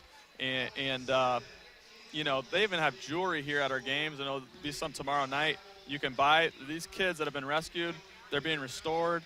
They're being counseled through this unbelievable emotional trauma. They're using actually the counseling that they use with the child soldiers in Africa. And what they find is these kids, the way God's created our brains, actually with the extent of the trauma, when you're counseled correctly, you actually become stronger emotionally than the average person your age. And it ends up becoming this piece of strength for kids. And they reintegrate them back into society with a trade, with a skill. One of those skills is selling jewelry at one of their shops. And they'll have that here for people. I know there's a lot of people here at the guys' game that bought some before the game started, just said, this is really quality stuff. It is. It's amazing what these kids can do coming out of what they've experienced. And so, yes, the unity piece, the vision, the awareness, there's nothing else you can do but to jump in and do your part. Once again, tomorrow we'll have Coach Eric Gingrich's basketball team in action against really one of the legends of the game, and Lori Culler, who's been around. Matter of fact, she's been coaching college basketball longer than Paul Condrey has begun as sportscaster. As I enter my 30th year, that'll put it in perspective. Always a well-coached team, and we'll see the Lady Pilots in action again tomorrow. So we'll be back. Coach, thanks for hanging out with us. Paul. I appreciate the platform. All right, we'll come back after this timeout. We're going to go one-on-one with Luke Fisher, former Archibald, Ohio product. We'll go one-on-one with him right after this on Regional Radio Sports. Mothers know minivans. Gates knows minivans. More vans, more colors, more models and brands. Gates, more locations in Michiana, more savings. Gates knows. Now you know. Nothing but top-selling models at Gates of Granger, Michiana's newest, hottest pre-owned sales lot. If you can't tell the difference, why pay the difference? Only you and I know it's used, and I won't tell. Gates knows. Now you know. Welcome back here on Regional Radio Sports. Our very special guest feature here today is good old number 31, Luke Fisher, spending time with us here today. Luke, a product of Archbold High School in Ohio, joining us here. Luke, first of all, let's just kind of go back and just talk about how the season is unfolding and what are some of the things that you've been encouraged with, and let's also talk about the things you're still growing. I think one of the main things we've been encouraged with is just a lot of resilience. We've won a lot of close games down the stretch, and we've been in a lot of close games throughout the season. So it's been unfortunate that the last 2 games, it's come down to one play, and we've lost. But I know that going through all those is going to help us down the road. You had a great summer. You had a chance to do some mission work overseas. Kind of just talk about the mission trip and give us an idea on in some areas that you grew. All right, well, I went to China in May for 2 weeks, and that was a huge trip for me. That was probably the best experience of my lifetime. Just one thing I really learned is how to share and just show Christ's love, not through what you really say, but just through our actions when we were down there playing basketball and connecting with kids and building relationships. I know also that you've made a commitment to blogging throughout the course of the basketball season, and talk about the disciplines of doing that, and really you're kind of sharing your soul, aren't you? Yeah, that's been a lot of fun for me. I started that back in September. I started with reading my Bible, and I'd text a few people, just go through my contacts, and just if a name stuck out to me, I felt like that was God's presence saying, hey, send them a text message. And then through a lot of encouragement, my friends kind of encouraged me to start a blog. So I started that, and I've pretty much done it every day since then. Hey, what's it like having your brother here on the Bethel campus? Is it neat to be able to connect with him, or are at opposite ends of the spectrum at this stage? Yeah, we're both very busy with him being in track and stuff, but it's great seeing him across campus or seeing him at the dining commons every day. So I love having him here. All right, give us an idea as the season kind of hits the home stretch. We're on the back end of this round robin in the Crossroads League. Talk about your guys' renewed commitment to, making an opportunity to win the conference championship and hopefully another opportunity to go to the national tournament. If you look at our game Saturday, we competed really hard for 40 minutes, which is something we haven't really been consistent at doing very well. So we just kind of talked about after that game in the locker room that if we compete like that these last 8 games, that we're going to string a lot of them together. What do you have to do to win here today against Huntington University? We really need to limit their transition, their driving, kicking, a lot of their threes. But just come out here, do what we do, outwork them, and just have a love for each other that just carries over to a victory. Best of luck today, buddy. Appreciate it. Thank you. Boy, oh boy, how apropos was that? Wish they were listening to this talk in the locker room there, as Luke said. We need to limit their threes, as they're 11 for 17 from three-point range. Yeah, I mean, realistically, as you're going to go through the stats here, I think the key thing here is the fact that what Luke was talking to really kind of came to fruition. I think they knew what the game plan was, but I think when they got that 10-point lead, I think they backed off a little bit, and they stopped going out and putting hands in people's faces. Well, that's a perfect example that as coaches, you can prepare your team, and as a team, you can come into a game with the perfect game plan for success, but it doesn't mean it's always going to work out. You know, that this is a great shooting team, and they've showed it in the first half, and Bethel knew. It's not like they were caught off guard by what happened. They just did what they do, and they did it well. So let's look at these first half stats here for the visitors. They're 15 of 31 from the floor, 49%, 11 of 17 from behind the line, 65%, 6 of 9 from the free throw line, 67%. You have 14 rebounds, only 3 on the offensive end, but when you don't miss many shots, there's not a lot of offensive rebound opportunities. 9 assists, 8 turnovers, but remember, they had 6 turnovers in the first 6 minutes of the game. 2 blocks and a steal. Devin Murder has 6 points and a rebound. Coverstone has 3 points, 3 rebounds. Lockwood, 2 points. He's playing with 2 fouls. Coverstone also has 2 fouls. But Connor Platt, 5 points, 4 rebounds. Mike Bush, 10 points, 1 rebound, 7 assists. The only player on the team did not come off the floor in the first half for Huntington. Zach Owens picked up 2 fouls to go along with his 4 points. Andrew Yoder, 6 points, 3 rebounds. Luke Rust, 2 points, also playing with 2 fouls. And Kyle Platt 9 points and a rebound. Kyle was 3 of 6 from behind the line. So 5 different Forsters with 2 fouls each. We'll see how that plays down the stretch. For your Bethel Pilots, 19 of 32 from the field, 59%, but only 1 of 7 from behind the line, 14%. They were 10 of 13 from the free throw line, 77%, 20 rebounds, 5 on the offensive end, and had 11 assists, 7 turnovers, 1 block, and 2 steals. Gage Ott led the way, 6 of 9 from the floor, 6 of 9 from the foul line. He had 18 points, 4 rebounds, and a block shot. Paul Foreman, 0 for 1 from the floor. He had 2 fouls, 3 rebounds, 2 assists, played 9 minutes. Trayvon is 2 of 4 from the floor, 2 of 2 from the free throw line, 6 points and a rebound. Kyle Hartman, 1 of 2 from the floor. He's got 2 points, 2 rebounds, also has 2 fouls. Tanner Shepard, 3 of 6 from the floor. He's got 6 points, 2 rebounds. Ryan Lutz knocked down his only shot, 3 points and a rebound. Trey Burns, 1 of 2 from the floor. He's got 2 points, 3 rebounds, but he's playing with 2 fouls. Dom Jenko is 2 of 2 from the floor, 4 points, 2 assists, played 7.5 minutes. Luke Fisher, 3 of 5 from the floor, 2 of 2 from the line, 8 points, 2 rebounds, and KT did not take a shot, but he did grab 2 rebounds and dish out an assist, and only played a minute and a half. All right, let's go over to Laura Hoover with our first half look around the Crossroads League. Our score here, 49-47, Bethel over Huntington. Laura? Well, more across the league. Taylor's on top of Spring Arbor at halftime, 34-28. And of course, Indiana Wesleyan still on top of Goshen at half, 40-25. Grace on top of Mount Vernon Nazarenes. The scores just come in at 38 on top of 30, with the Marion and St. Francis game also at halftime. Marion leads 53-37. Boy, that would really turn the tables on the Crossroads League if St. Francis were to lose at Marion. Number 1, give Marion a big boost. They're in the middle of the pack, fighting for a home game. And certainly it would change the standings, certainly going to change the rankings. How about this Grace one? Grace got their first conference win on Saturday, and now they're beating Mount Vernon by 8. And Mount Vernon, just beat Bethel and, is receiving votes for the first time. So that's Crossroads League basketball.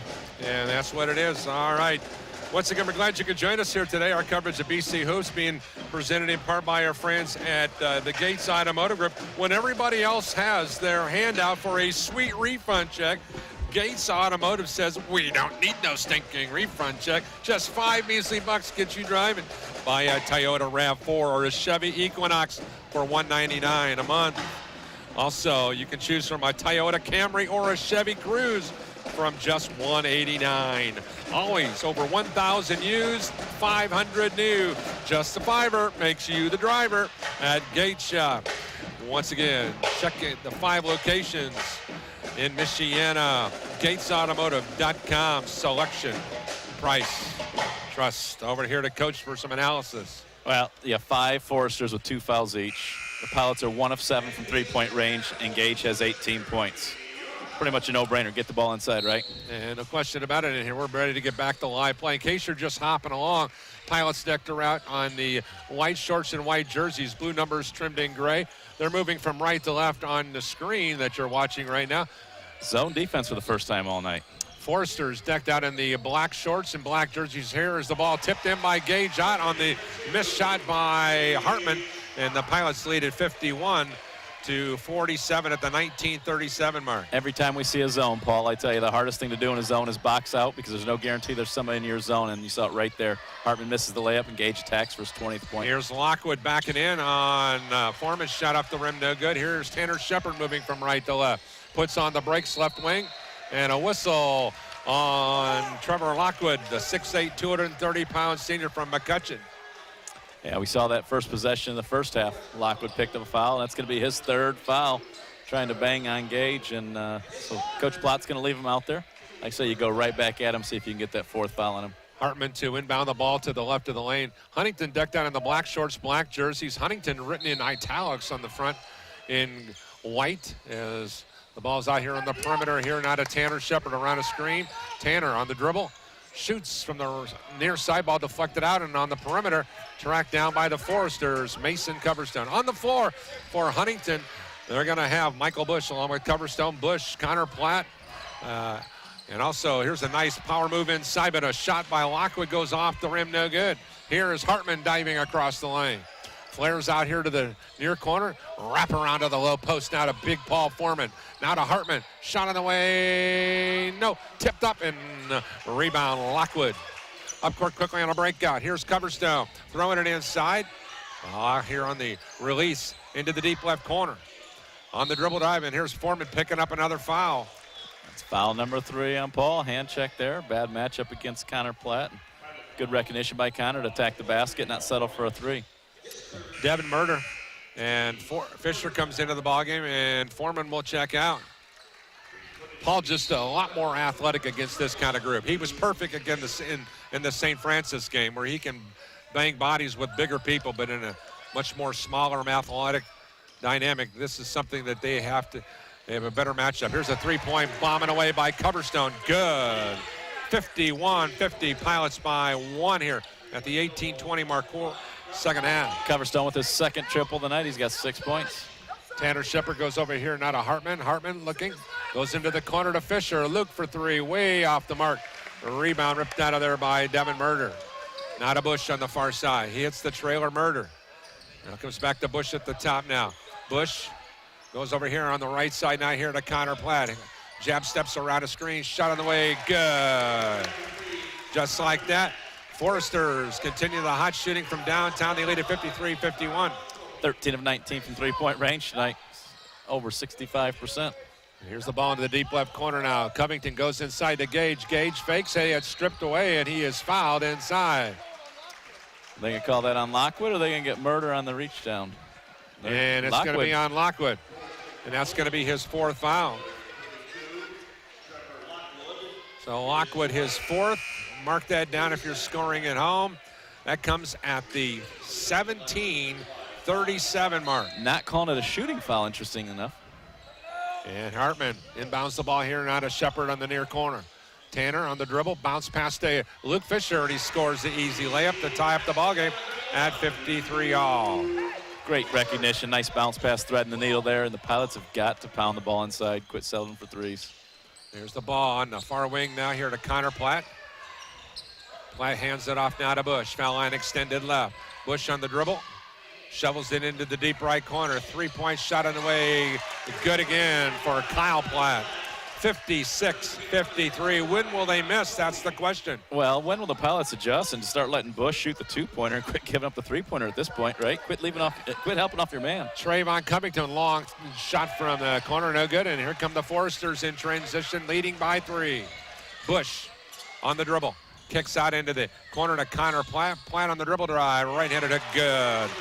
58-53. Foresters by 5 at the 16:40 mark. Lots will be checking in for the Pilots, trying to get an outside threat. He's got the only 3-pointer in the evening for them. Time to change the color pins over here on the near side. Here is Hartman throwing it away. Here's Bush pushing it up from left to right now. Bush in the far side corner. Now here to Platt, little jab step. Drives, kick out into the near corner. Now here to Platt. Platt 3, no good. Rebound on. Here's Hartman walking it up over the timeline now into the forecourt. Hartman stops, looks. Wrap around to the low post to Fisher. Fisher with a spinorama. Lost the handle on it. It goes off of Luke, and another Bethel turnover. Turnover number 9 on the Pilots. And now it'll be Mason Coverstone to inbound the basketball. So here's my frustration, Paul. Gage just checked out because he's tired. He's played 4 minutes. He's gotten 1 shot attempt, and that was the offensive putback. Gotta make it. It's gotta be an effort to get him the ball every possession. Connor Platt hedges off a screen, looks toward his brother on the far side. Nope, Mug comes back out to Bush. Bush one-on-one against Hartman at the top. Here is Hartman one-on-one against Bush still out here on the right wing this time. Here's a drive inside and a score. 60-53. Foresters by 7 here at the 15:33 mark. And Kyle did a good job of defending up initially, and then he got too close. Give him a little space. Got too close on him, got beat right off the dribble. Well, Lutz comes out high now to Foreman. Foreman looking for help, comes out here to Trayvon Covington. Trey on the dribble drive, and a block. Foreman with the rebound, and the putback is good.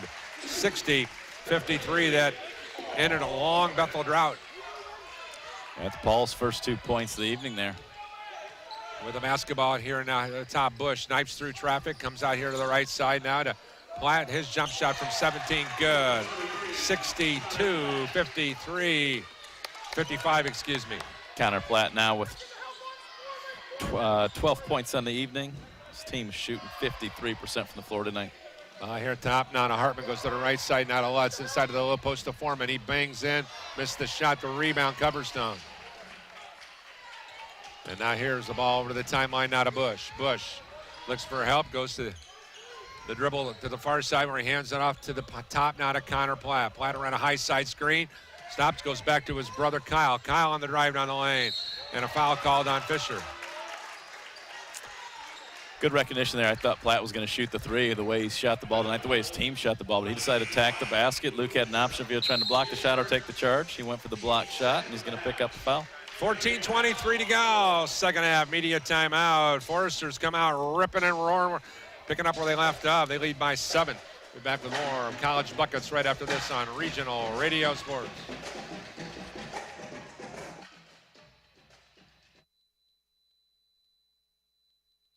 Don't forget to like us on Facebook. Member FDIC. It's pouring rain. It's real dark outside. Your heart starts beating really, really fast. You've never done anything so hard in your life. This is boot camp. This is the real thing now. It's such extreme pain, you don't understand how you can finish. I began to feel that there was no way I was ever going to have my title, U.S. Marine. It takes special inner strength, courage, and desire to do this. I was just thinking, I'm so close. I'm so close. And welcome back here on Regional Radio Sports. Had to cut that off. We got to go to our Zip Printing Bethel College trivia. Coach. All right, Zip Printing. We do everything from business cards, brochures, envelopes, to signs, banners, and apparel.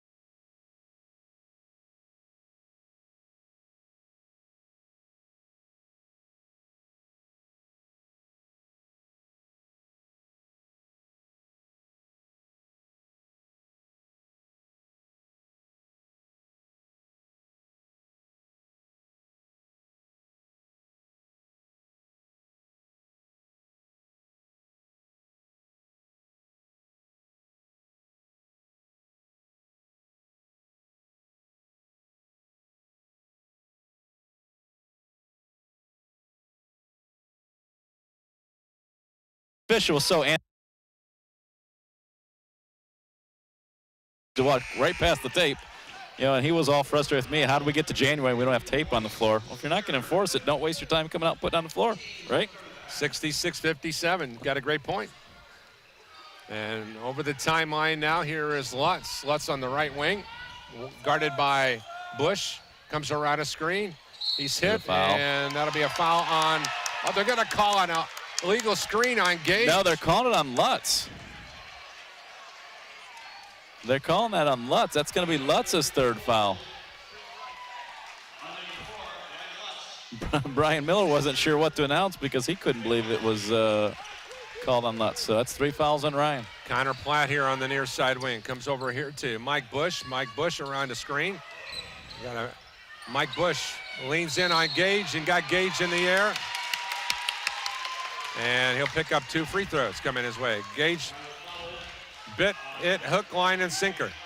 Yeah, and this is a situation where Bush is just kind of getting his way with on both ends of the floor there. And he's a fun player to watch. But I do think sometimes he kind of, gets himself where you said he drags his foot. The officials get sucked into that sometimes too, and he did a great job there getting Gage in the air and then just lean into him, drawing contact. 10-point lead, the largest lead for the Foresters is on the score sheet here at the 12:55 mark. Bethel had a 12-point lead in the first half. The second free throw off the rim, no good. When I heard Mike was going to Huntington, I thought it was a terrible place for him to be, and it's turned out he's played great here and he's made his teammates better, and Ty surrounded him with great shooters. There's a push. And here's Trey Burns getting pushed on the perimeter by Connor Platt, also a Huntington North product. And that'll be Bethel to inbound to the left of the lane from our vantage point. That's the 4th foul on the visitors from Huntington County.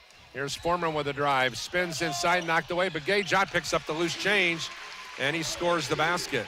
Yeah, I thought Paul got away with a shove there when he lost control of the ball, and the officials let him play on. So Gage now has 22 on the evening. Here's the ball deflecting around, and on the redirect, here come the Pilots off the Huntington turnover. Here's Lutz driving inside to Gage, reverse layup, scored, and a foul call. Gonna be foul number 2 on the other Platt. So now both Platt brothers playing with 2 fouls, and Gage will head to the line. Ty's gonna call for a timeout here. And Gage will shoot the free throw when we come out of the timeout. So the Pilots, for the first time in the half, have scored back-to-back field goals. Field goal stop, field goal. First time in the half, and we're already at the 12:20 mark. We'll get a scoreboard update with Laura when we come back out of the timeout. We're live here from Bethel College on the Regional Radio Sports Network. They came from every corner of the country, from small towns and big cities. But they all shared one thing in common. They belonged to a family called Marines. A tough and determined few dedicated to protecting everything we hold sacred. And still, they come. Celebrate the history of those proud few who have earned the title Marine. Welcome back here on Regional Radio Sports. 12:20 to go. We had some technical issues, I am under the impression. So we're back and going. Let's go over to Laura Hoover with a scoreboard update. Laura? Well, so far, Taylor is still on top of Spring Arbor, 44-39, 12:40 on the clock. Huntington on top of Bethel in this game as well. Indiana Wesleyan on top of Goshen, 50-36. Grace on top of Mount Vernon, 56-45. And Marion still on top of St. Francis, 60-55. And once again, it's a 67-62 ball game, 5-point lead, a 5-0 run, and a traveling call on Connor Platt. Nice job defensively by Tanner Shepard.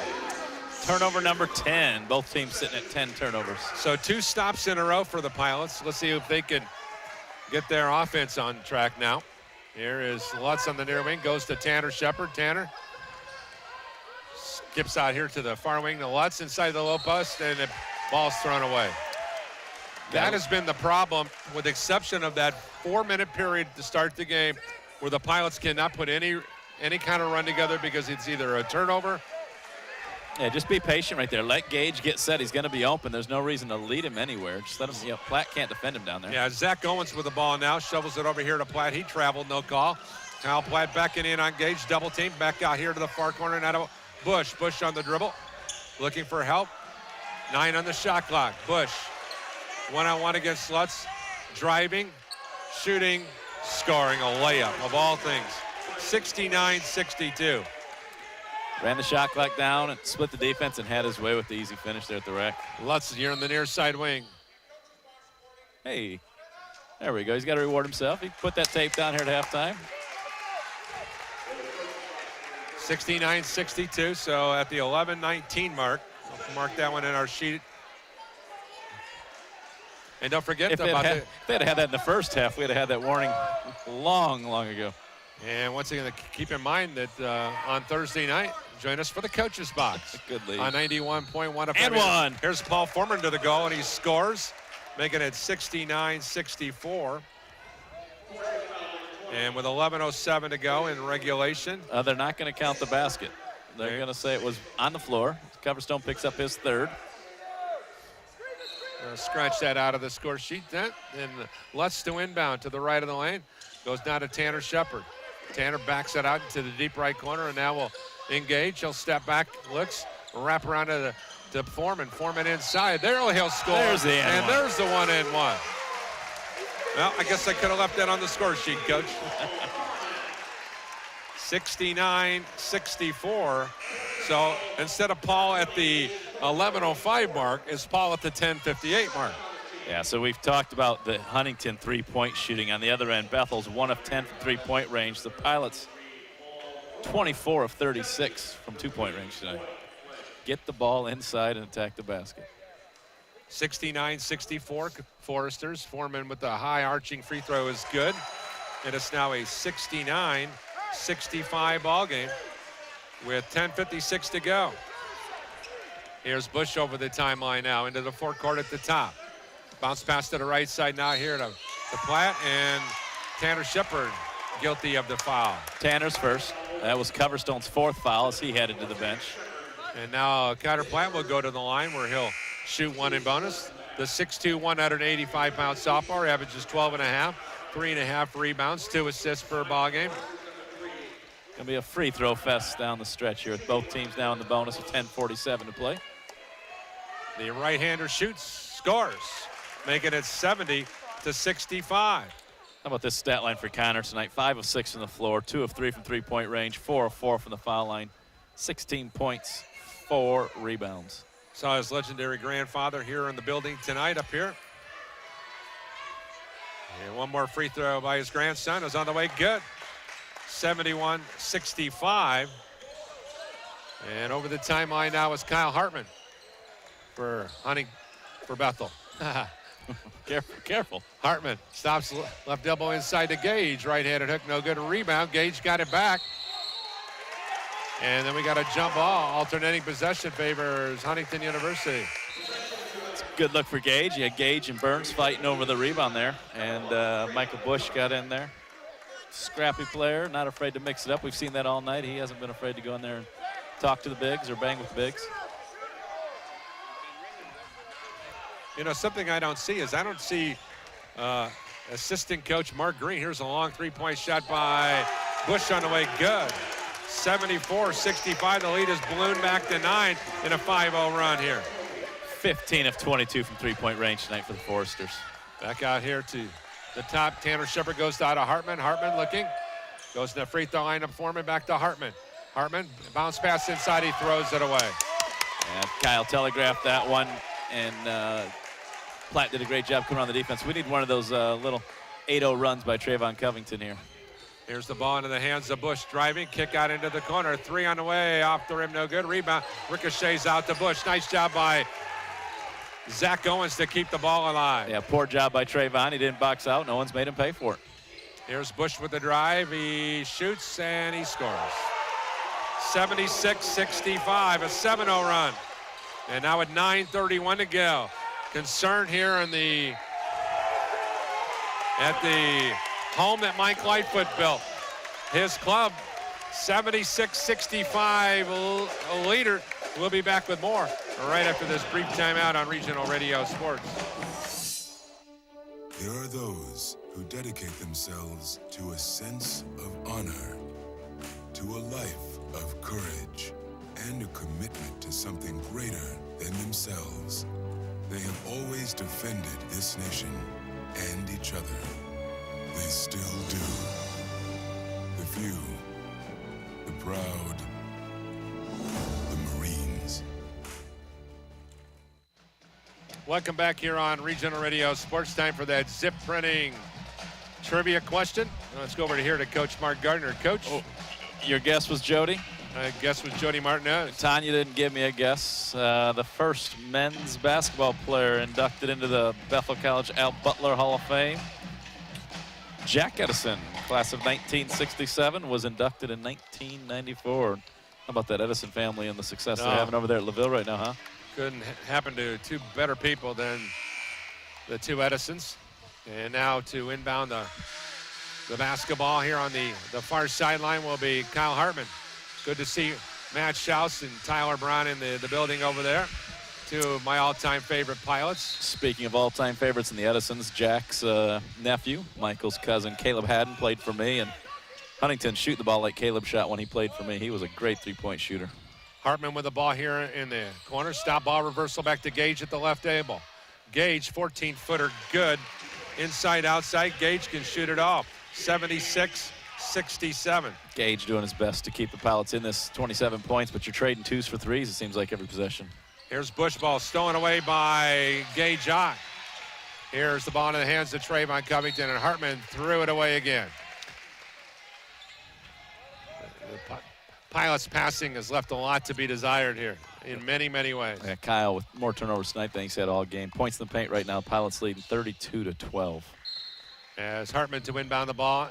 Goes now to Ott and then back to Hartman. Now top of the circle, now to Tanner Shepard. Shepard around a high side screen. Goes now to Trayvon Covington. Trey triple off the rim. No good. Rebound ricochets into the hands of Connor Platt. Now Bush with 8:44 to go in regulation. He has a chance to put a dagger in the 13th ranked Pilots. Back out here, deep left corner. Triple on the way. No good. Rebound. Bush tipped it. Now check that. That's Zach Owens with the tip in. 78-67. 8:27 to go. Yeah, three Pilots down there, and Owens just outworked him for that one. 6 points now for Zach. Tanner Shepard at the top now. Goes now here to Hartman. Hartman loads up the triple and missed the shot. Rebound. Ricochets long. That's a panic shot right there. Connor Platt did a nice job of getting out there. Here's Owens for three. Shot no good. A rebound. Tanner Shepard. Shepard over the timeline now into the forecourt at the top. Tanner looks, goes left side now to Hartman. Hartman shovels it inside to Gage. Gage on the spin. Jump pass back to Trey. Covington down the lane. Shot on the way good. 78-69. Trayvon with a nice little reverse layup spinner. Great decision by Trayvon as he's 0-4 from three-point range. It's only worth one more point. It's 20 feet further, so attack the basket and finish like he did right there. I'd like to see Tanner try and knock down three. Seems like he's being very passive right now on the offensive end. Murder comes out high now to Connor Platt. Platt looking for some help. Drives down the right side, stops, jab step in here to the near side wing now here. Shot clock winding down. Here's Bush with a high arching shot. Missed it. Hartman the rebound. Hartman will push it up. Over the timeline now. Shovels it over to Gage for two. 78-71. Once again, the Pilots with 7:09 to go. Great decision by Gage. Timeout, Huntington. Timeout on the floor. 7:04 to go. Huntington leads at 78-71. Is there enough magic left out there in the winter sky to propel the Pilots to their 8th victory at home tonight? We'll be back with more to find out all those answers on the Regional Radio Sports Network. When your child's in the hospital, the last thing you want to do is to leave their bedside. If we had to leave the hospital at any time, it would have drove us nuts. Family room was definitely a blessing for us. We needed to be close to our daughter, and it gave us exactly what we needed at that time. Make a difference in the life of a family when they need it most. Give to the Ronald McDonald House at Memorial Children's Hospital in South Bend. Donate to our new house at loveshinethrough.org. Every day, the men and women of the United States Marine Corps demonstrate their commitment to defend the American way of life. Since 1775, wherever the mission takes us, we always remember the land we call home. As Marines, we take a stand for our nation, for us all.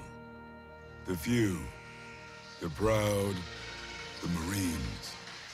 Back live here on Regional Radio Sports. Huntington to inbound the ball here on the near sideline.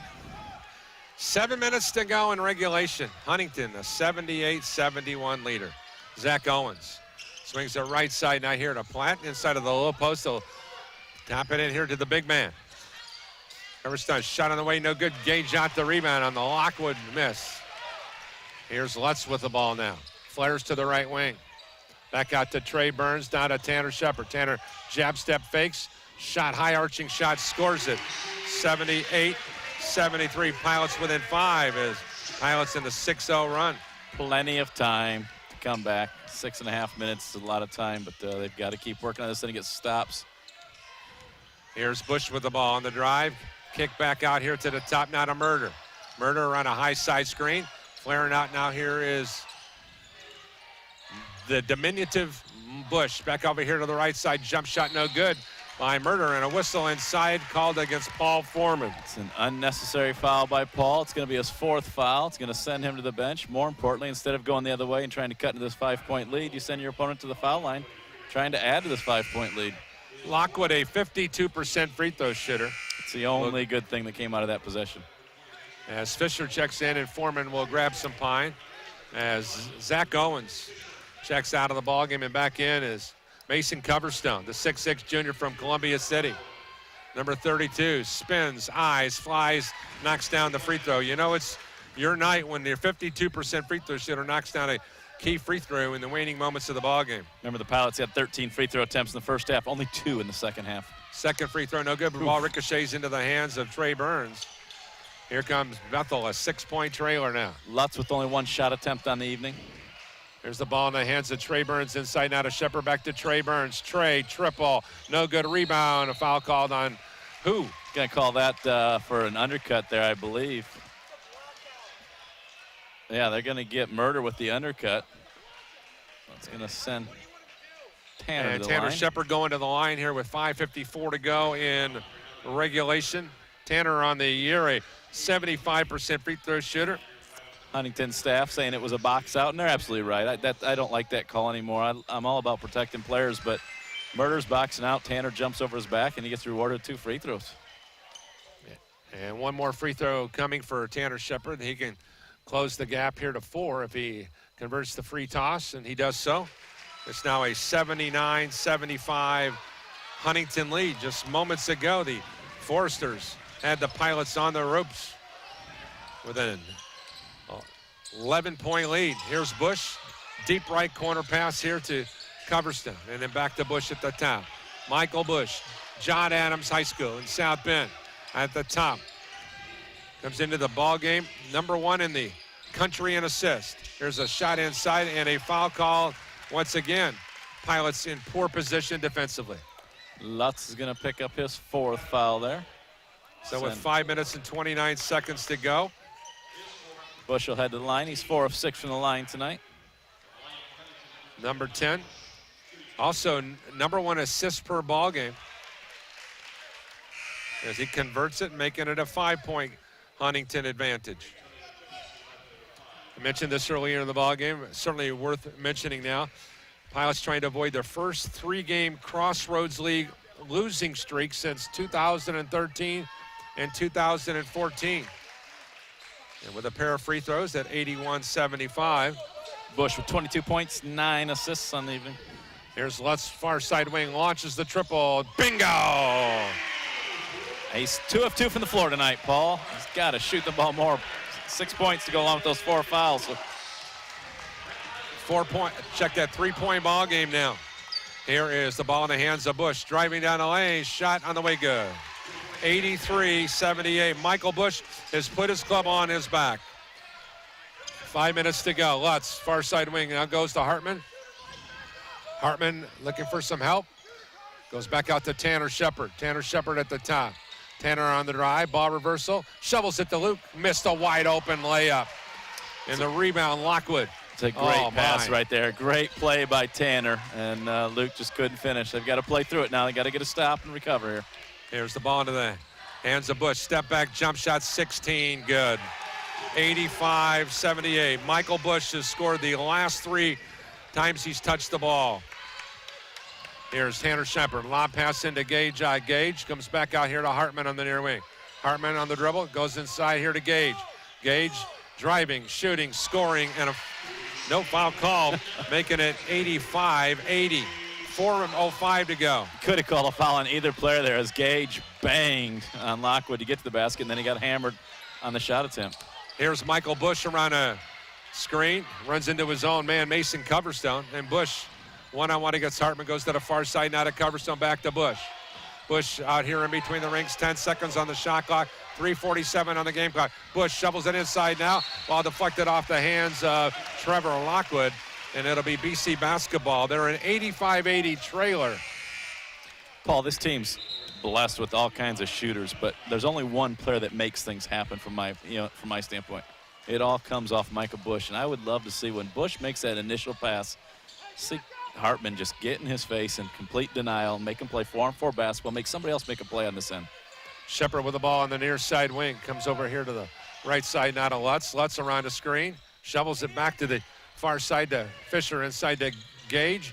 Gage out, spins, comes back out now here to Hartman. Hartman, skip pass now here to Tanner Shepard. Tanner, three off the rim, no good. A key miss. Kaya Platt the rebound. That is a huge miss. They're 2 of 15 from downtown, and Lutz is 2 of 2. So the rest of the team is 0 of 13.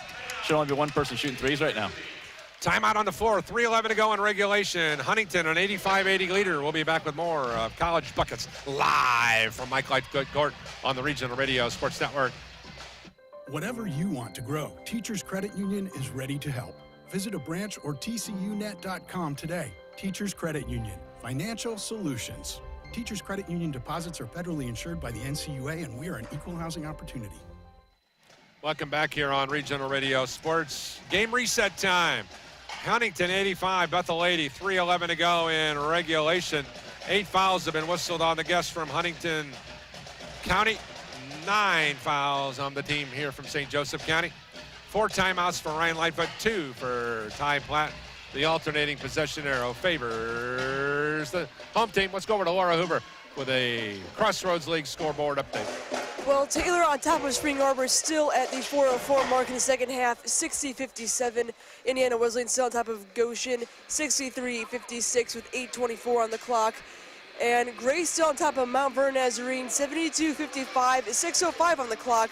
And then the Marion St. Francis game, Marion still leads St. Francis 69-58 with 5:27 on the clock.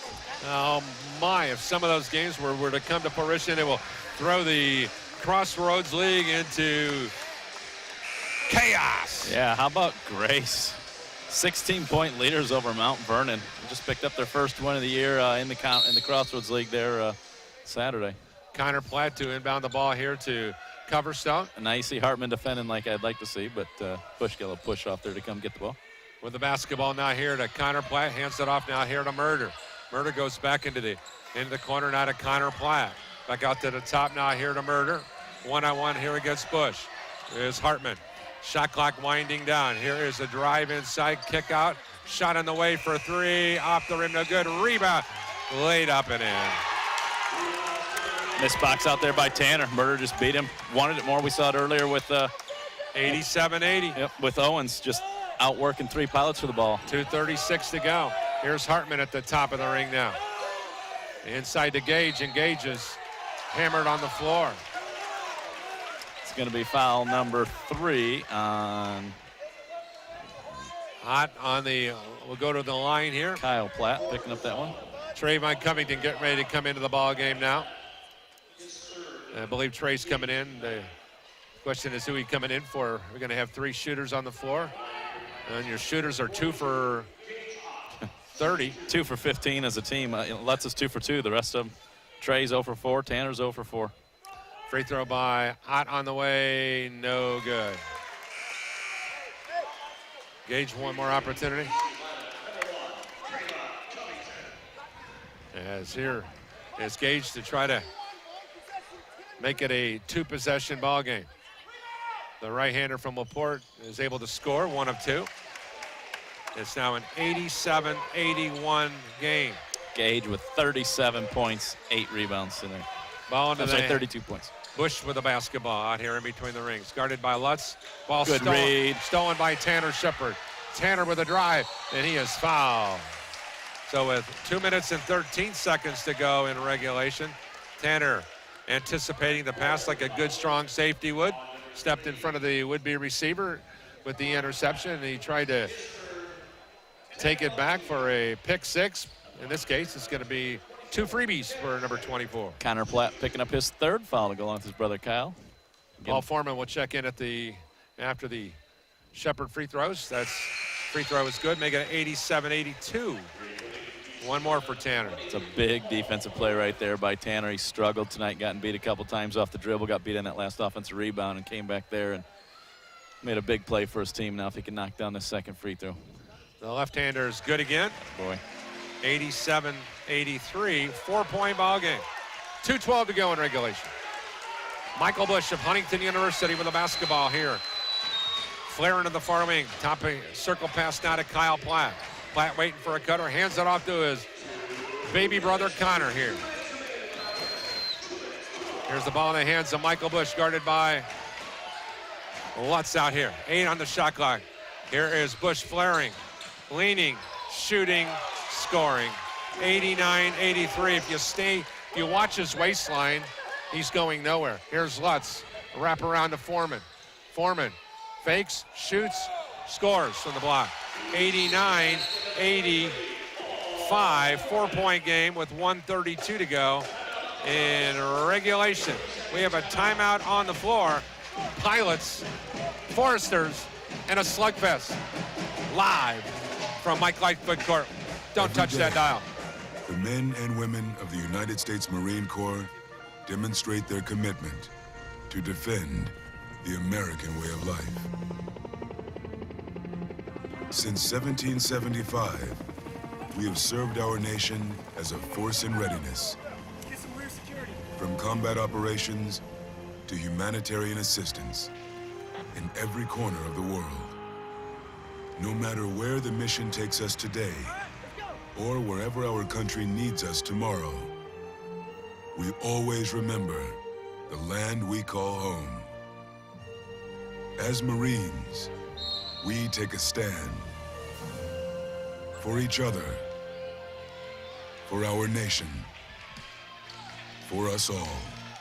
Welcome back here on Regional Radio Sports. 1:23 to go in regulation. 4-point Forester lead him. They have the rock in hand. Here is Bush with the basketball.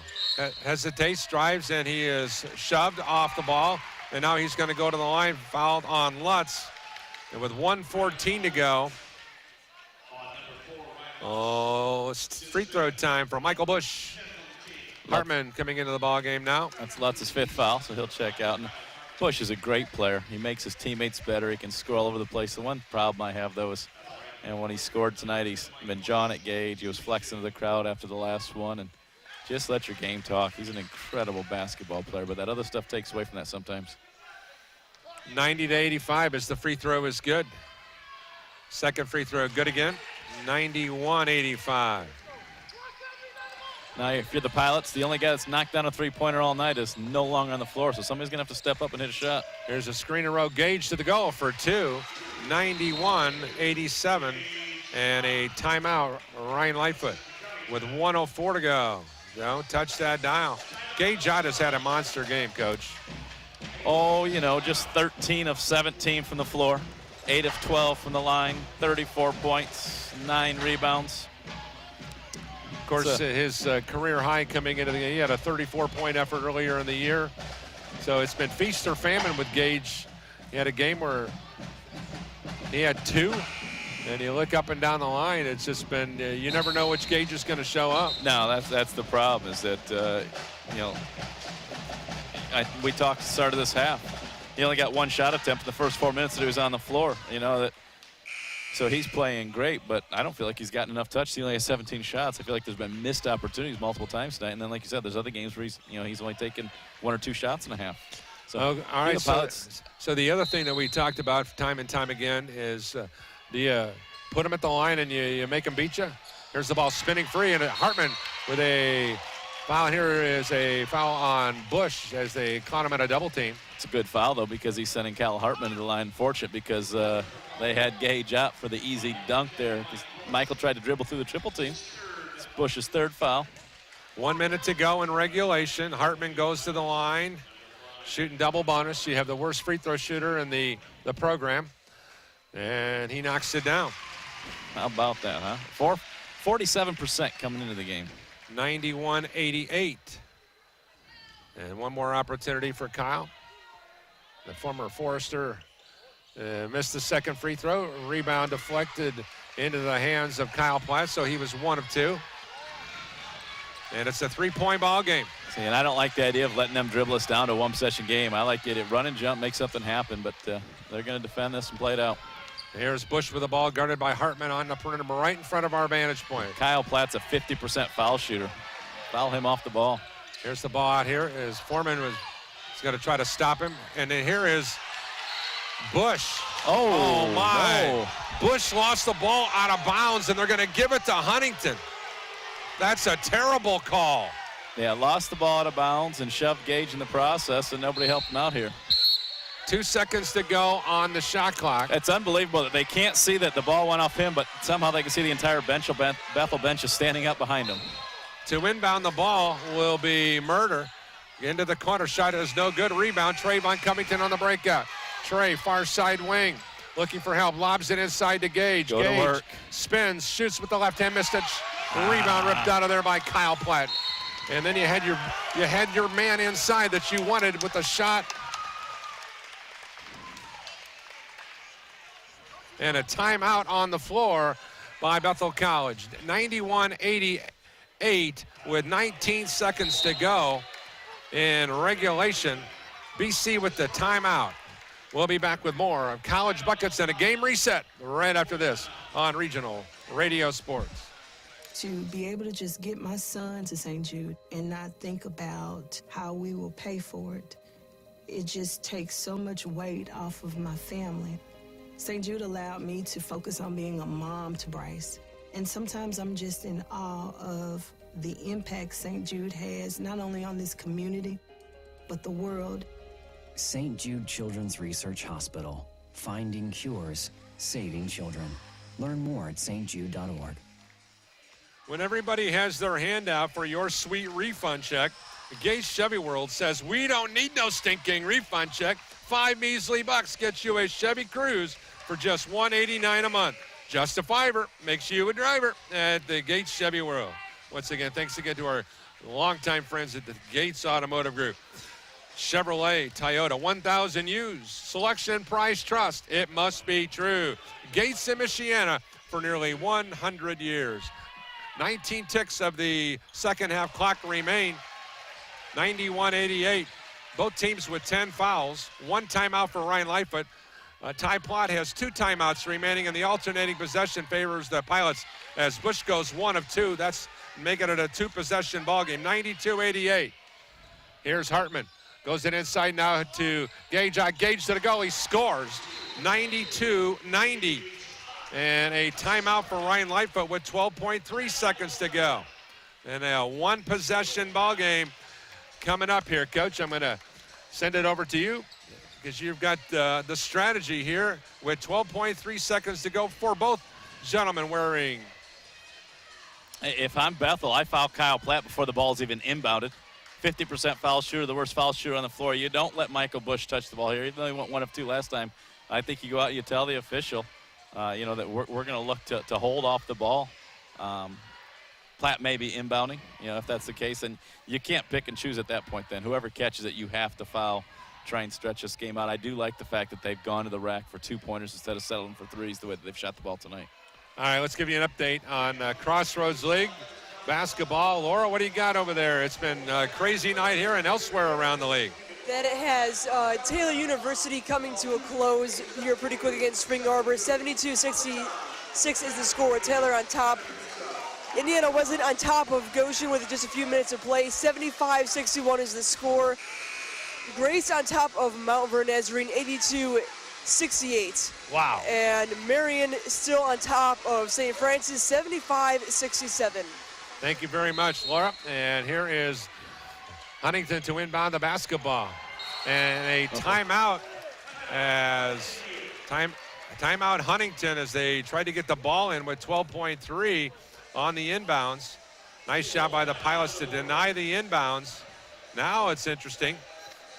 with Bethel with no timeouts remaining. Huntington with one now, Coach, as you set the stage. Now talk about strategy. Well, I think one thing you saw there, Kyle Platt was afraid to inbound the ball because he had teammates who were open. And that's what the whole coaching staff to our right was saying, didn't he see him? He was wide open. And so now you're sending him back out there.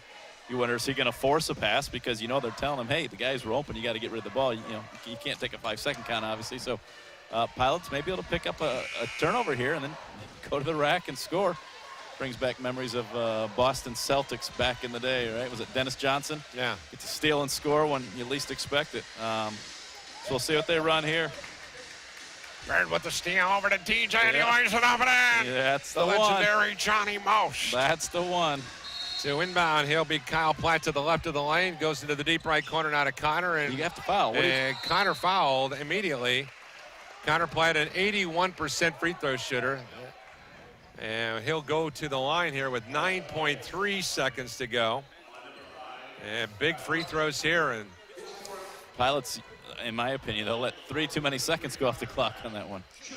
And Platt, who had 11 points the first time these two clubs met. He's averaging 12.5.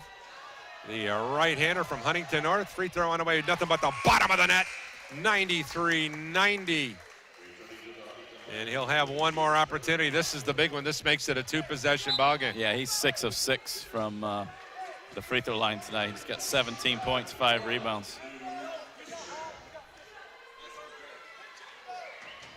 As one more of these, the Forsters still trying to sort out who's got who. Second free throw good. Two-possession ballgame, 94-90.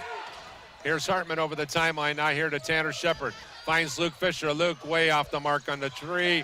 Rebound, Bush, that'll do it. Foresters in a 7-game losing streak here to the Bethel College Pilots as they steal one on the road. Ryan Lightfoot looks down on his bench, disappointed with his team's effort. And for the first time since 2013 and 2014, the Bethel College Pilots will have a 3-game losing streak as fans start to make their way to the exit. Bush's second free throw with 1.1 to go. Good. 95-90. As it'll be Tanner Shepard with a half-court shot on the way off the backboard. 95-90, the final score. Huntington improves to 9-14, 5-6 in league play. Bethel falls to 17-6. And 6-5 in league play. There you have our final. Bethel now 544-119 while they're ranked in the top 25. And for the third consecutive time, the senior class of Gage, Kyle Thompson, Will Stevie, and Tanner Shepard, they are 0-for-3 going for win number 100 for that group. Pilots now in January 3-4. They'll be back with the post-game totals right after this on the Regional Radio Sports Network. Hi, this is Paul Condry of the Regional Radio Sports Network. That may be my professional title, but did you know that I'm also the son of a U.S. Navy World War II veteran and the proud father of a United States Marine? Let me share with you something very close to my heart. It's called the Fund, and its program America's Fund, which provides immediate lifetime support for post-9/11 wounded, critically ill, and injured members of the U.S. Armed Forces, veterans, and their families to ease recovery and transition back home to their communities. The Semper Fi Fund, serving those who preserve our freedom. The basic idea that drives these efforts is simple. For as much as our heroes have sacrificed, they deserve the best care and support available in their hour of need, whenever it may occur. The Semper Fi Fund, a 4-star charity and an A+ rating, has served over 16,000 members since 2004. The Semper Fi Fund, serving those who preserve our freedom. For more information, visit them online at www.semperfifund.org. It took me a long time to be able to say Chandler has cancer, because that is such a scary word. When St. Jude finds something that works well with a certain cancer, they share that with everybody. And knowing that we don't have to pay for all of the medical expenses, that's huge. We just have to worry about helping Chandler, and he's just my heart. St. Jude Children's Research Hospital. Finding cures, saving children. Learn more at stjude.org. They say growth is a journey and not a destination. At Teachers Credit Union, we agree. Helping our communities grow has been our mission ever since we began our journey in 1931. And supporting our members' growth has helped us to become Indiana's largest credit union. And we're just getting started. Whatever. Welcome back here on Regional Radio Sports. Don't forget to join us for the Coaches Box on Thursday. Matt Schaus will be joining us for dinner and a talk show. Also joined out there, Reggie Glon will be joining us. He'll be saying goodbye as the head coach of the Marion Knights. He'll also be hanging out with the guy who's taken over for him at Marion High School. So Mike Sullivan will be joining us. And, of course, we'll continue on with our walk through the toy department of life from 6 to 7 Eastern Time on 91.1 FM The Globe. Let's go over here to the unhappy coach, Mark Gardner. Coach, knock it down. All right, final stats. Huntington, 30 of 57 from the floor, 53%. 15 of 28 from behind the line, 54%. 20 of 28 from the foul line, 71%. 32 rebounds, 7 on the offensive end. They had 11 assists, 3 steals, 14 turnovers, and 3 blocks. The Pilots were 35 of 65, 54% from the floor, but a measly 2 of 17 from three-point range, 12%. 18 of 23 from the foul line, 78%. 32 rebounds, 8 on the offensive end, 19 assists, 6 steals, 12 turnovers, and a block shot. Individually, Zach Owens, 2 for 5 from the floor. He had 6 points, 2 rebounds. Connor Platt, 5 of 8 from the floor. Perfect 7 of 7 from the foul line, 19 points, 5 rebounds. Mike Bush, 10 of 15 from the floor, 2 of 3 from downtown, 10 of 14 from the free throw line, 32 points, 9 assists, 3 rebounds. Devin Murder was 3 of 4 from the floor, 2 of 4 from downtown. He had 8 points, 4 rebounds. Mason Coverstone, 2 of 5 from the floor, 2 of 4 from behind the line, 6 points, 5 rebounds. Andrew Yoder, 2 of 3 from the floor, 2 of 2 from three-point range, 6 points, 3 rebounds. Trevor Lockwood, 1 of 6 from the floor, 3 points, 2 rebounds. Luke Russ, 1 of 1 from the floor, 2 points.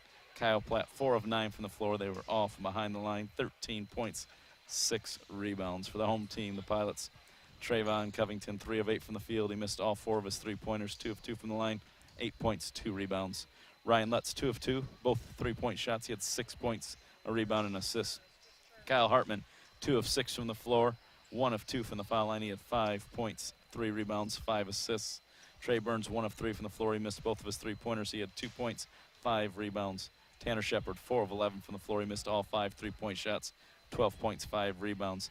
Dominic Jenko was 2 of 2 from the floor. He had 4 points, 2 assists. Luke Fisher, 4 of 9 from the floor. He missed all 3 of his three-pointers, 10 points, 2 rebounds. Kyle Thompson, 2 rebounds and an assist. Paul Foreman, 3 of 5 from the floor. He had 7 points, 4 rebounds. And the big fella tried to do it by himself tonight. 14 of 19 from the floor, 8 of 12 from the line, 36 points, After 8 rebounds. After an 8-game losing streak, Huntington bounces back, and they have now won 3 straight games against Goshen, Mount Vernon, and Bethel. They'll be at home against Spring Arbor coming up. The Pilots coach in the last 3 games. They have a 3-game losing streak for the first time since 13-14 by a grand total of 11 points. A team that won a lot of games by slim margins early on in the year that has turned against them here down the home stretch. In this one, we had 8 ties, 9 lead changes overall, 95-90, the final score in this one. And we go to our final scores before we go to Andrew Wingreen. Coach, your thoughts on this one as it relates to the Crossroads League, if there's any saving grace. Let's do this. Let's get Coach Wingreen's thoughts on this one, and we'll give his reaction to the Crossroads League store. As much as this one's going to sting, it may not sting as bad when he hears the results of the rest of the games. Yeah. I'm not sure that's possible, Paul. No, you don't care about the rest of them, right? And I really. think it stings worse because it was a missed opportunity for the Pilots. Yeah. St. Francis lost tonight. Mount Vernon lost tonight. Chance for the Pilots. Spring Arbor lost tonight. So a chance for the Pilots to gain ground on everybody. And instead, we just let the bottom half slide that much closer to everybody at the top, right? Yeah, I mean, it's... So we have to take care of business, and we're just not finding a way to do that right now. Let me ask you the most blunt question you're ever going to get asked on the post-game show. Pilots in the midst of a 3-game skid. They lost by 4, lost by 2, lost by 5. Last 3 games by a grand total of 11. Early on in the year, Andrew, This team won close games. They are not winning close games now. Why is that? We're not putting ourselves in a position early on, just having so many mental breakdowns. And Thursday last week against Mount Vernon, we played well. Mount Vernon played well, and we had some mistakes late in that game, and I think that lost it for us. Against St. Francis, I thought our guys played extraordinarily well. They played as a team. They were with each other. They were some dogs. They came ready against St. Francis. And then tonight, it's a whole different look. You got mental toughness that's non-existent. There's mental breakdowns on almost every play. You know, obviously stopping Mike Bush is a hard task, but we threw everything in the book at them, and we didn't execute anything well. And I think that's what makes it hurt so bad, is that we're losing these close games, but we're beating ourselves. We don't feel like we're getting beat. We feel like we're beating ourselves, and that makes it really hard. Well, if there's any saving grace, let me put this point out to you. Historically speaking, the last time the Pilots lost 3 consecutive games in the Crossroads League was 2013, 2014. That team went to the Elite 8. Got to find a way. I mean, the season's not over. Obviously, we're still in a position to get to a national tournament, and but we have to do our job. And right now, we're just not doing our job. So obviously, there's an opportunity for us, and we need to just find a way to go seize it. But that's going to start in practice. We talked about the warm-ups. We came out here with about 50 minutes left on the clock in warm-ups. In the first 5 minutes, Ryan was unhappy with the focus and where our guys' minds were, and they weren't ready to play. It just from the get-go felt like we weren't here. So we have to find a way to do our job, change things around, because it's just not working right now. You hit the nail on the head. Paul usually does that. He'll tell me during the pregame, I don't like our body language. We're in trouble tonight. And like we've all been around this game long enough to, you get a good feel for your team, and you can tell when they're just not focused and They not were here. more concerned about the music, and Ryan and I had that conversation here. We saw this with the women's team a year ago or 2 years ago, whatever it was. 18 to 22-year-olds. Concerned about the music that was playing on during the pregame shoot-around. That was more important. But this team has better senior leaders. We are not good enough to win on talent alone. Like, these guys need to outwork people. They need to outfocus people, and we're just not good enough. And we sometimes come into games thinking that we're just going to walk over somebody, and we don't come with the focus and everything that we need. So we got to fix that, and that's on us as the coaches to find a way to do that. So. All right, Thanks Coach. for all you do, Coach. We'll see you. Andrew Wingreen joining us here on the post-game show.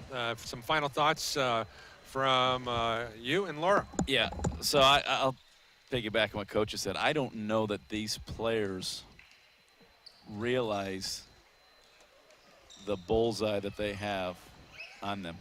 I think they recognize. I talked to Gage and Tanner in the training room yesterday, and they know that they're going to win ugly, and they have to work hard, and that they can't just walk on the floor and win. They know that, but I sometimes don't think they realize how much this win means to that Huntington program.